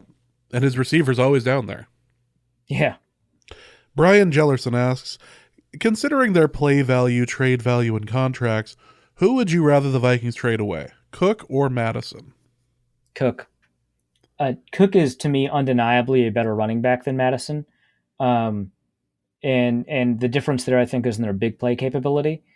But running backs impact running production a lot less than offensive linemen do. Running backs rarely return value on their second contract. Even if we say, hey, the running backs don't matter stuff, doesn't make any sense, take a look at Christian McCaffrey, take a look at Derrick Henry, take a look at Nick Chubb, another really good example, and maybe adjust your priors a little bit. And you can say, well, it's not like they dropped off enormously without Christian McCaffrey in terms of production that they got from the running back position. Hey, Donta Foreman did pretty good once he got into a rhythm. When Derrick Henry came back, it wasn't very much. But I think we can give him the benefit of the doubt to the Nick Chubb, Derrick Henry, Christian McCaffrey argument and say that actually running backs matter maybe a little bit more than the analytics community gave them credit for. I still don't think the money, the contract that you have for Dalvin Cook is commensurate with the kind of production difference between him and Madison for his value for dollar. So even if running back value is something that can be figured out from a film perspective, even if it can't be from an analytic perspective, even if running back value has a tangible impact on production, both in passing and in running, I don't think that difference in value is representative in Cook's contract. So I would trade Cook away, and I think his trade value would be fine. I think he'd go for maybe a second round pick because I think there's enough teams around the league that value running back production that would do that, right? And you have Madison, and it's not a great running situation, and maybe you draft another running back in the third or fourth round. That's fine with me, right? But I would much more trade Cook away between the two of them, even though I strongly believe Cook is a better running back. The one running back I left off was Jonathan Taylor, who clearly seems to matter quite a bit. The Colts don't have that kind of offensive production without Jonathan Taylor. So we can admit that some running backs have a lot of value to their teams or add a lot of value. But the problem is we don't know how long that value will sustain. Running backs are much more injury prone. Take a look at some of the MVP candidate running backs that we've had: Dalvin Cook, Christian McCaffrey, Derrick Henry, even Nick Chubb. All of them have been injured for extremely long periods of time in critical situations for their teams. So that's one issue with the contract value. And the other one is that production side of it that I just mentioned. So even if you don't even grant the production side stuff, we don't know if running backs have the ability to repeat a high level of production, both because of their control over that production and also because they are such an injury-prone position. So I would trade Cook away. All right, let's go to Kirk, who asks, if Rodgers leaves Green Bay, does that affect the team's eventual decision regarding trading or extending Cousins? I think it does. I think it should not, because okay, so the division is weak. Justin Fields doesn't get better. The Lions are the Lions, and now the Packers have Jordan Love. The Vikings are at the top of the stack, especially if they keep Kirk Cousins and they figure out kind of the rest of this contract situation, whatever, right? Great, you're making the playoffs. What are you going to do in the playoffs? That's like the issue, right? Like, okay, if you can guarantee a spot in the playoffs, and, there is something to be said about creating a high probability of getting, a repeat position in the playoffs. Like making the playoffs 3 times triples your odds of winning a Super Bowl, right? Like the issue with going all in is that one shot at a Super Bowl is going to produce fewer Super Bowls than 3 good shots at a Super Bowl, right? But I don't know that the Vikings in this situation are giving themselves 3 good shots at a Super Bowl, right? I think they just make the playoffs and then they get bounced by like the Rams or whatever, right? Like, okay, fine. You stomped on a weak division. What did that do for the Titans? Like I don't know. I think it will, because teams are very focused on the division. They will draft players with the division in mind, right? Like famously, everyone remembers the Packers drafting 3 defensive backs in a row after what Randy Moss did to them, which is hilarious.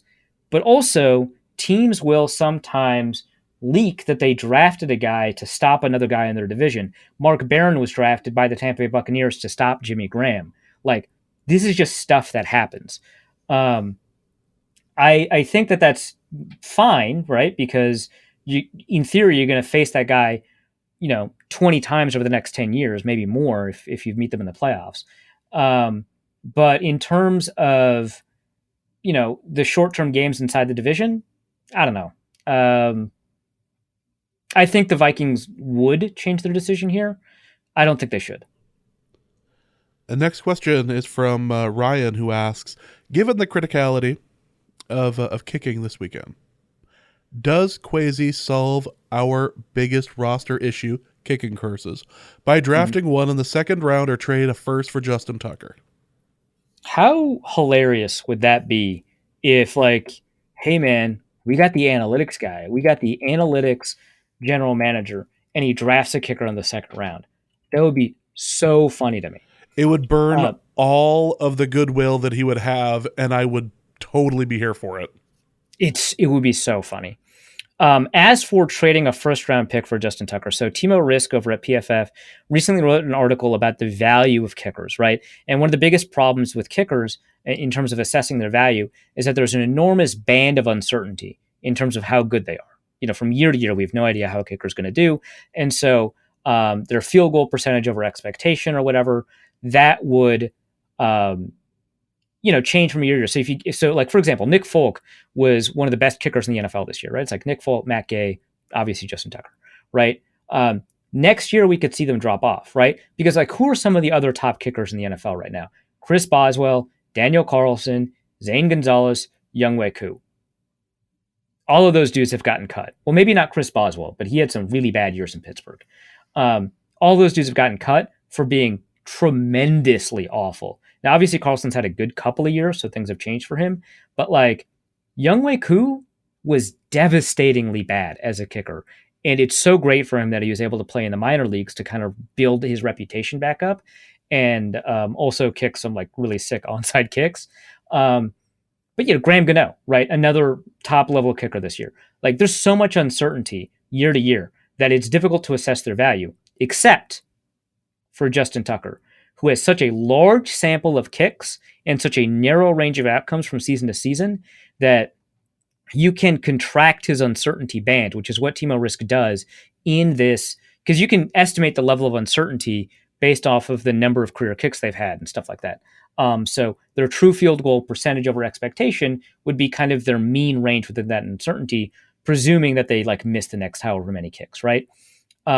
So in that situation, so he tries to figure out whether or not, Justin Tucker's like worth, a first round pick or anything like that. You have to figure out kind of what replacement level is, and you have to figure out kind of win probability over points and stuff like that, because kickers tend to lead the league in points, except for one or two skill position players every year. So how do we kind of like figure out, is clutchness a thing? Again, this article figures that if clutchness is a thing, Justin Tucker is the only one who has it.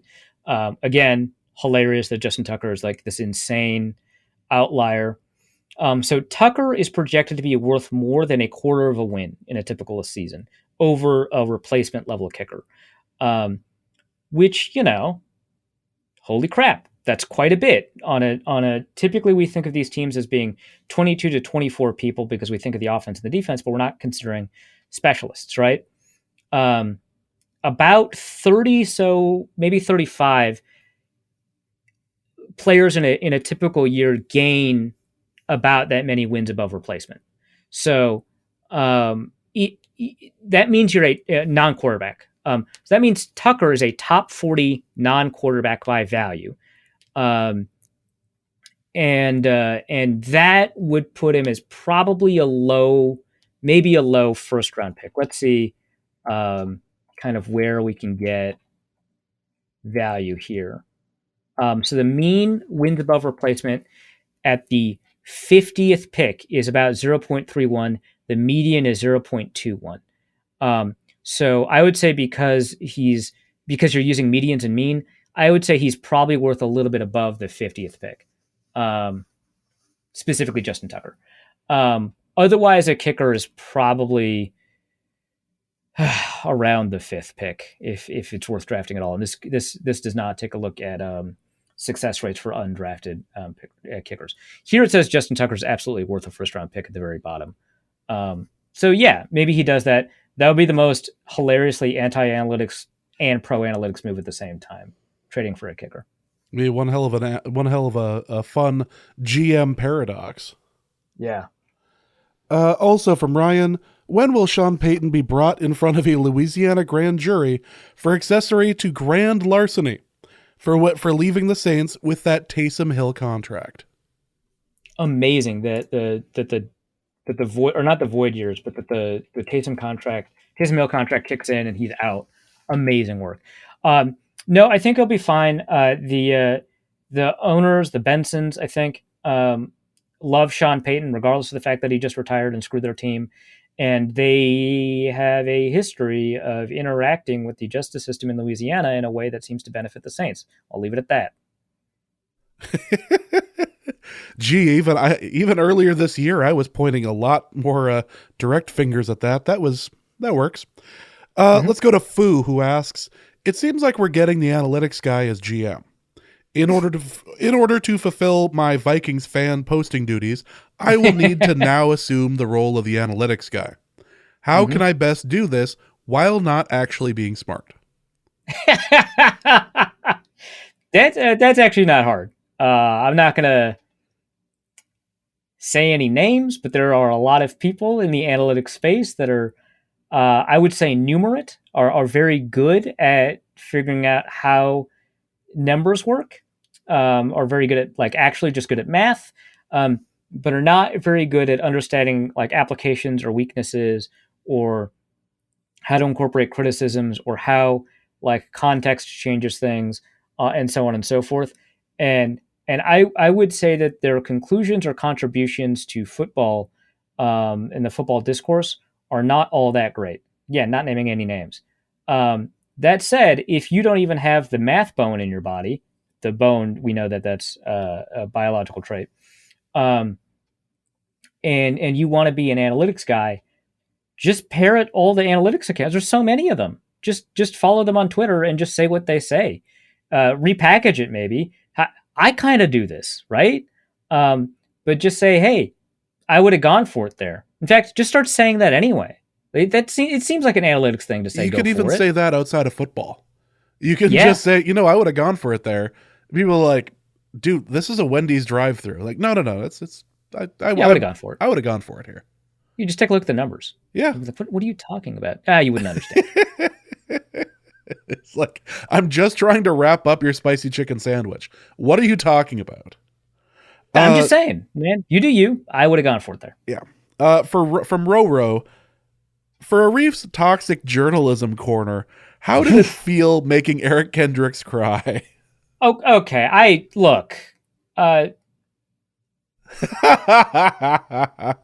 wasn't trying to make him cry.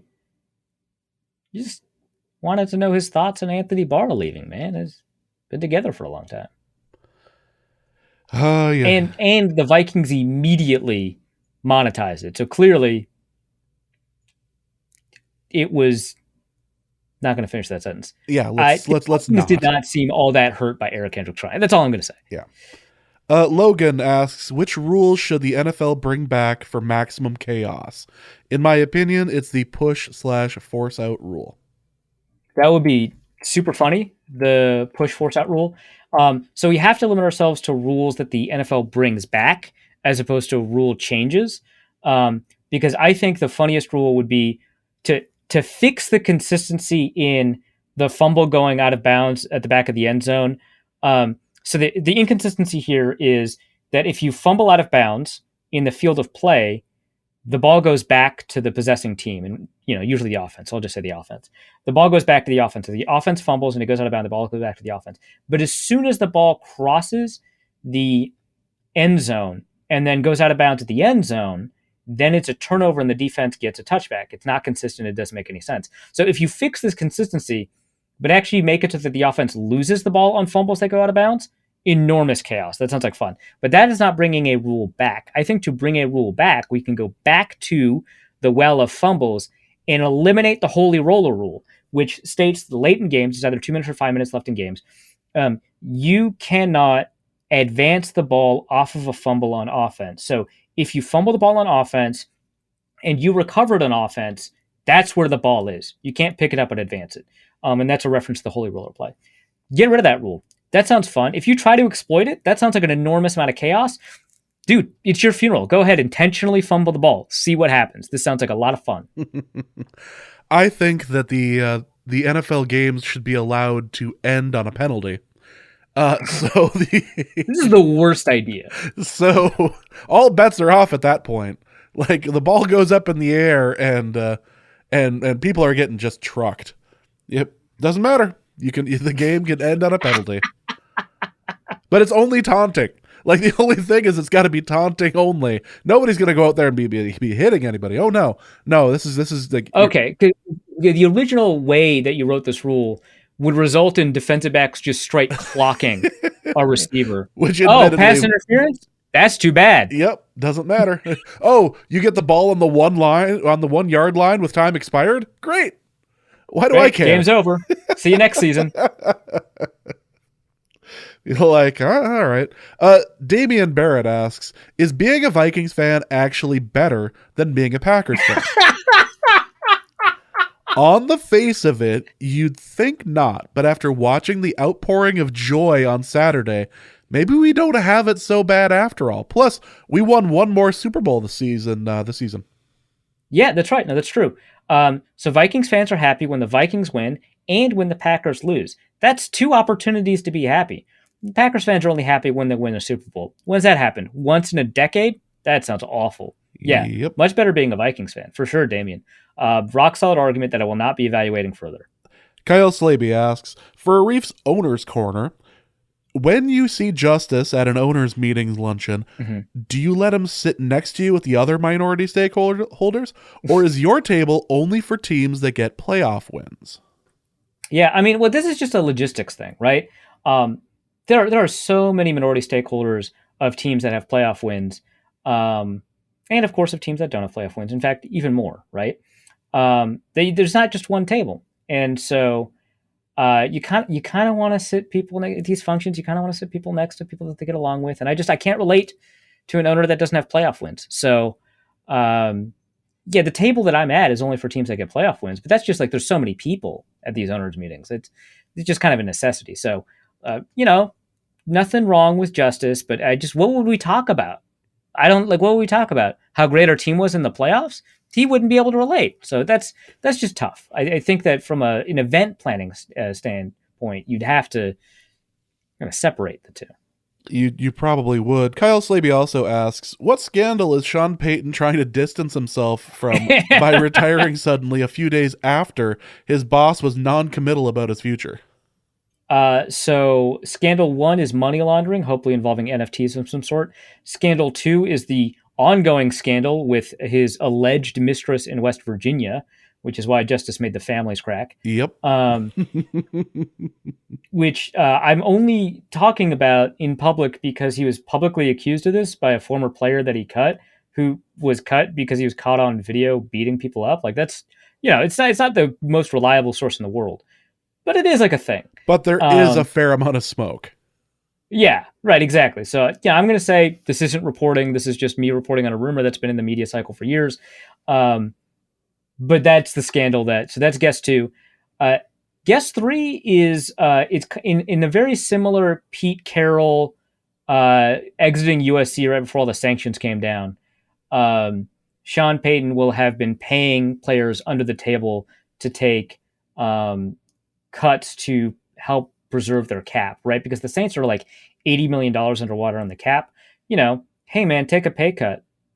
We'll figure out how to get you that money back later. Maybe you could, do some local commercials for a local car company that I happen to own. That kind of thing. Open up a couple of car washes, Yeah. Something ridiculous. Something that they pay you in cash for. Natalie asks, have you stopped laughing yet? Because I have not. No.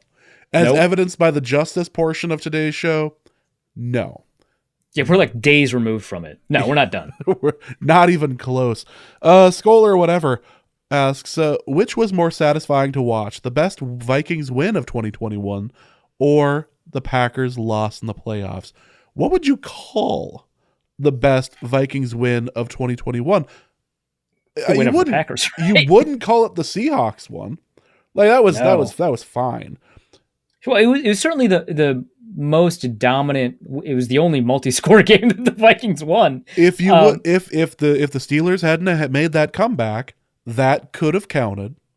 But and also the Bears made a comeback that turned it into a one-score game that it wasn't. I think you have to say the Green Bay victory, or the victory over Green Bay was, but I didn't get that level of joy. Yeah, honestly. And the thing is, what's crazy about that is that was our Super Bowl, right? So after getting a ring, right, it just didn't feel as good as seeing the Packers denied their ring. Like, I gotta say, and here's the thing, like Packers fans will make fun of Vikings fans for cheering when the Packers lose because they don't have their own team to cheer for. I don't care, man. That ruled. Let's have it again. Play it back. I did get a couple of responses to my barrage of anti-Green Bay things with, how did the Vikings play today? It's like, oh, great. They played exactly like you would expect in January. Like, you can't bring me down here, guy. There's no... You can't hurt me more than I've hurt myself. Yeah, this team is... Just because our team knows that it's trash, you don't. Right? Yeah. Sorry, we're not crestfallen. We knew where this was going. Yeah, exactly. You seem sad. You seem heartbroken. You seem like you had expectations. You poor baby. You poor summer child. Nolan Kaler asks, for North Code, when you do a live show in Winnipeg in July, yes, we have football in July, where are you doing it, and is it more of a scouting mission that will obviously fast-track the rebuild? Is it an attempt to see what future coach Mike O'Shea can do? It would take a lot to have a live show in Winnipeg. Yeah, Arif apparently hates Canada. I don't hate Canada. I hate Winnipeg. I don't hate Winnipeg. It's just all strip malls. We were talking about this pre-show, and admittedly, it's been since before 9/11 that I was in Canada because I didn't need a passport to get in. When I went in like August of 2001 was the last time I was in Winnipeg. I've been in Canada since. I just haven't been in Winnipeg. So where are we going to do the show? I think the obvious answer is the museum that has that pirate ship. I think we have to do a show on the pirate ship. Yeah. And, that's the obvious answer. Yep, that's we'll just call that good. Also for James's music corner, in my recent string of failed auditions, an application platform I use has given me hope by recommending the prestigious James Madison University College of Visual and Performing Arts. Is this the clearest sign yet? I've made it in my career. Yeah. No, you can't get around that, right? But this is your corner, James. Go for it. Oh, this is it. I mean, all the fates are pointing you in this direction. All the winds are blowing you towards the JMU Dukes, so you can get your picture taken in front of that stadium with the dog. Like that's where all this is going, and they're going to be an FBS team, so you even have that, and you can lord that over the NDSU people like we do every day that we get the opportunity to. But what's funny is that a couple of weeks ago there was a job posting for video editing for the videos they play at the stadium, and then on social media and all this for the JMU Athletics, specifically the football team. And what sucks is that I qualified for all of these things.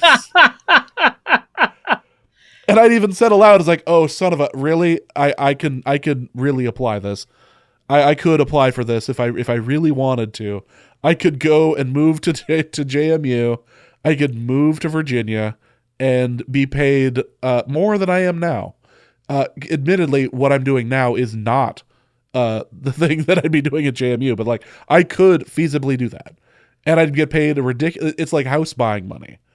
Be like, man, Woo. Woo. I'd love six figures. Really, I'd love six figures. I gotta be around my kid though, and I can't justify. Ooh.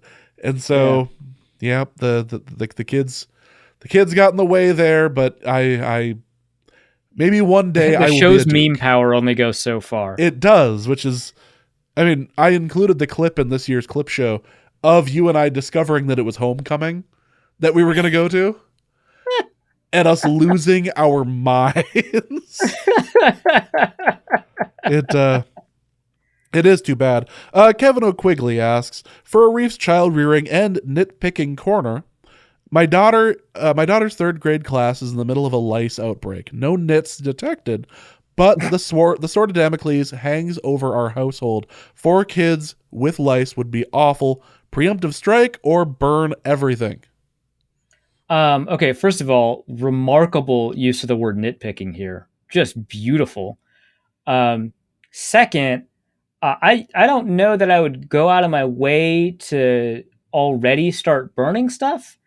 So first of all, I don't know if like your daughter keeps going back to the third grade class and then back again. Because if she leaves and then comes back, all of the burning of the clothing will have been for naught because now she's got lice and whatever new clothing that you bought, right? So I'd say that first. Second, I advocating against a preemptive strike does not mean not being prepared. Build a fire pit and be ready. And you already know how quarantine procedures work, so you can already put those in place when and if this situation comes up. So I wouldn't say burn the clothes now, but I would say get physically and emotionally ready for that possibility. Yeah, pull the kid out of school for a week. Yeah, honestly. I've got 4 kids at home. It's not worth it. This is going to be the worst. Well, just call it good. Let's go to one of my new favorite Twitter accounts, Mayonnaise Coffee, which is a reference to last episode with I believe that was going to be the quarterback name for the future Viking superstar. Any truth to the rumor that the investigation into Gruden's emails turned up an extended exchange between the embattled coach and Arif Hassan on the subject of Italians and theft? There's no truth to that rumor. And also, I have been anti-racist in regards to the Italians and theft controversy. Again, this is mostly about bees, so let's be clear. Mostly. I like how you clarify that it's mostly about bees. Okay, well, this is just like a Midwestern understatement. This is entirely about bees. I want to be clear. So no human Italians are being caught in the crossfire here, first of all. Second, I'm arguing against the idea that Italian bees have a particular proclivity for theft. That's all I'm saying, is that I think that the racism against Italian bees is unconscionable. Now, if emails turn up with me saying the opposite, I'll cop to it. But that never happened, so you don't have to worry about that rumor. And plus, with the NFL's lawsuit and Gruden's lawsuit, some of this stuff is going to come out in the sun anyway. Yeah, and I'm not worried. I have nothing to hide. Clearly. Kevin Jellerson asks, too many positive things have happened to the Vikings this week. Rodgers getting canceled. Sorry. The idea that he got canceled after being on a radio show with like 3 million listeners today. Yeah. Rodgers getting canceled. Peyton giving up. Exciting new GM, possibly. My mind is rejecting this version of the Matrix. What Viking-specific catastrophe brings us back to the real world? They hired Doug Peterson, and he's bad at coaching. Ouch. I thought it was going to be the GM that just turned out to like be Spielman, but that's bad. Yeah, so the Vikings version of like so many good things are happening and a bad thing happens very often results And actually, one of those good things was bad, right? Like, wow, that 2010 offseason for the Vikings was great, right? And they were able to get, at the end of it, Brett Favre to come back. Wow. And it turns out that was actually the bad thing. You didn't want that. You didn't want Brett Favre to come back. Whoops, shouldn't have done that. So very often the Viking, and so it's actually the GM turns out to be bad. But in thinking on this question, I think the answer is the Viking specific thing is that they get the coach that whooped them in the 2017 playoffs in order to try and capture that magic. And it turns out he's just bad. He's just a bad coach. He relied entirely on Frank Reich or whatever. I like the idea that would be the second time they did it, because they technically did that with DiFilippo. Yeah, they did it with DiFilippo. Yeah, it'd be perfect. It's like you like don't learn your lesson. You just continue this pattern of behavior. Yeah. Don from Ohio asks, is our Super Bowl win over Green Bay tainted, knowing that they were not that good? Is there an asterisk? No, I don't think so. Just as there's no asterisk over the Broncos' Super Bowl win over the Falcons in the 1998 season that should have been the Vikings season. The Falcons were hot, but they weren't that good. There's no asterisk there. So I would say that no, this is a pure Super Bowl win. You can order your ring, which, Don, I know you've already done it. This is just kind of assuaging your guilt. So I'm letting you, feel guilt-free about having already ordered the ring for your contributions to the Vikings Super Bowl win over Green Bay. Which was his contribution was being in Hawaii, right? Yes, that is exactly what he did. Yes.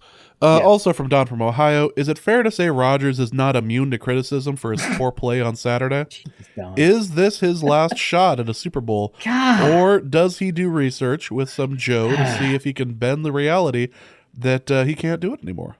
Good Lord, that's just a good one. I counted 4. Digs at Rodgers here. Yep, that's pretty great. Okay. Let's go to Jordan for a final question. For a Reef's heist corner, we're breaking new ground here. Say you were putting on an Ocean's 11 type of team together to steal some memorabilia that belongs in a museum from a certain sports media person, code name Rarin Drovel. Rarin Dovel. Which 2 position groups from the 2021 Vikings are you recruiting for this mission? Okay, so first, I think the question is healthy or not, because that impacts my decision about whether or not to grab Danielle Hunter and the defensive end position group. I think you can get a lot out of the diverse skill sets that Danielle Hunter and Kenny Willekes provide, and also, I guess, DJ Wanham is there. So there's something there about the length, the power, the speed that's very helpful. So that's kind of a question mark. I'm leaving that in the air. I absolutely want Kenny Nwangwu on this team. No question. I need a getaway driver. Everybody can just hop on his back. So that's important, right? So I have to get the running back position, and Alexander Madison knows how to throw a block, right? And that gets me CJ Ham too. Great utility guy.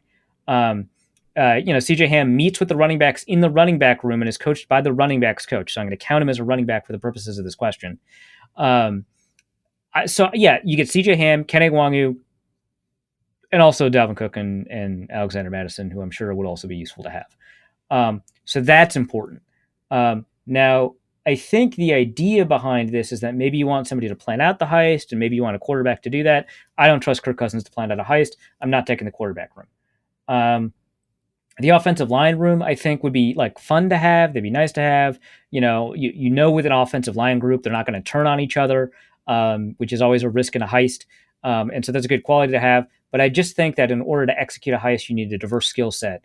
And I don't know that they'll provide anything for me that CJ Ham wouldn't, right? So that one's tough. I'm going to put that one on the shelf, although I would trust Garrett Bradbury to plan out a heist, even if he can't execute it. So I'd have Garrett Bradbury plan the heist and Mason Cole execute Garrett Bradbury's role in the heist. So that seems like that'd be useful. So I'll keep that one in the back pocket. I'm not putting any of the... I think typically you would want cornerbacks, right? Just because they've got a fairly diverse athletic skill set. I'm not putting the Vikings cornerbacks in that. This is critical. We're rescuing the Rosa Parks Topps 58 card, right? We're rescuing important sports memorabilia. I mean, history memorabilia. We're rescuing the signed guest book for the Birmingham jail, I guess is what we're doing. So You're going to hate this. We can't get the cornerback group. Okay, what's your plan here? You're going to hate this. But there's a reason why Kirk Cousins should be on this. And reason is the 2012 film titled Stolen, starring Nicolas Cage, which is a heist movie. Oh, but okay. So, for people who are unfamiliar, Kirk Cousins is a huge Nicolas Cage fan. Like it's the only moment in his entire tenure in Minnesota where he looked like a dude. Like, yeah, just like a dude. And he was like talking to Harrison Smith about it. The problem is he was only referencing early 2000s and late 90s Nicolas Cage movies. So has he seen Stolen? Because I don't think any human, not even Nicolas Cage himself, has seen the entire Nicolas Cage filmography. It is too resplendent. It's too much. So I don't know that he's seen Stolen. But that is a really interesting point. And we don't know if anyone has seen like Inside Man or Ocean's 11. We don't know. But I assume that there's oh, this is tough. I assume there's a heist movie enthusiast somewhere on the roster, but I don't know what position group they are. Okay, so this is a good point. I still don't want Kirk Cousins play because here's the thing. The critical part of any heist movie is when the plan goes awry, right? Like that's the key moment in any heist movie because they plan it out. It looks beautiful. Oftentimes they'll plan out the heist and the heist is happening at the same time they're describing the plan. This ends with Dalvin Cook pulling a hammy or something and ends up being left behind. Right, yeah. I can't have Kirk Cousins in a critical role when the plan goes awry. I need somebody who can improvise. That's not Kirk Cousins. So who's actually that's the critical thing of this position group. Okay, I think that leads me to the linebacker group. I think Eric Kendricks is the guy in charge of planning. I think he's great at compromising. I think he's flexible. I think he's smart. I think he's the guy that I want kind of on the mic, manning the whole thing as if he's the green dot, even though he was never really the green dot with the Vikings. I want him on the mic telling everybody what to do. I want Kenny Wangu as my escape guy. I want CJ Ham as my utility guy. I want Troy Dye for his long snapper energy. That just seems important. Nick Vigil is another good utility guy to have. He's got kind of a diverse skill set. No, this is good. Okay, I like it. It's going to be the linebacker group and the running back group. And that is going to be it for this episode of Norse Code. Hope you guys have enjoyed it. We'll be back as soon as we hear something new about the head coaching situation. We'll probably pop on and just do a little bit of a show talking about the head coach. And otherwise, you can expect this in about 2 weeks. Arif, what do you have to plug? So there's going to be a lot of pieces coming out The Athletic very soon. I am told that Kirk Cousins piece that I've been talking about for the past 2 weeks is coming out on Thursday. It'll be framed as the kind of what decision will Kwesi Adofo-Mensah have to make about the quarterback position. What are the limitations of Kirk Cousins that will inform this decision? So that's the piece. It is coming out, as far as I can tell, on Thursday. So keep that in mind. We're also going to have a piece talking about, again, if Kwesi Adofo-Mensah gets hired, talking about the general manager and his general philosophy. That's coming out. I'm also going to be doing a piece on the Senior Bowl versus the Shrine Bowl. They've been put together.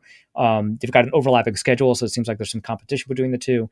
That piece is going to be coming out soon. So we've got a lot of pieces coming out over at The Athletic very soon that's going to cover, I think, a lot of the angles that Vikings fans are interested in.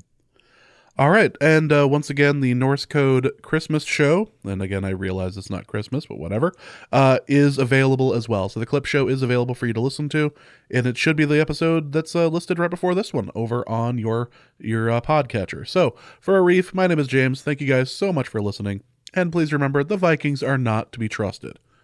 And we will see you soon. Norse Code is the largest and only division of Norse Code LLC. You can find Norse Code on the Daily Norseman, SB Nation's Vikings blog, at dailynorseman.com. You can also find it on iTunes, Apple Podcast, Spotify, Stitcher, Google Play, and wherever fine podcasts are aggregated.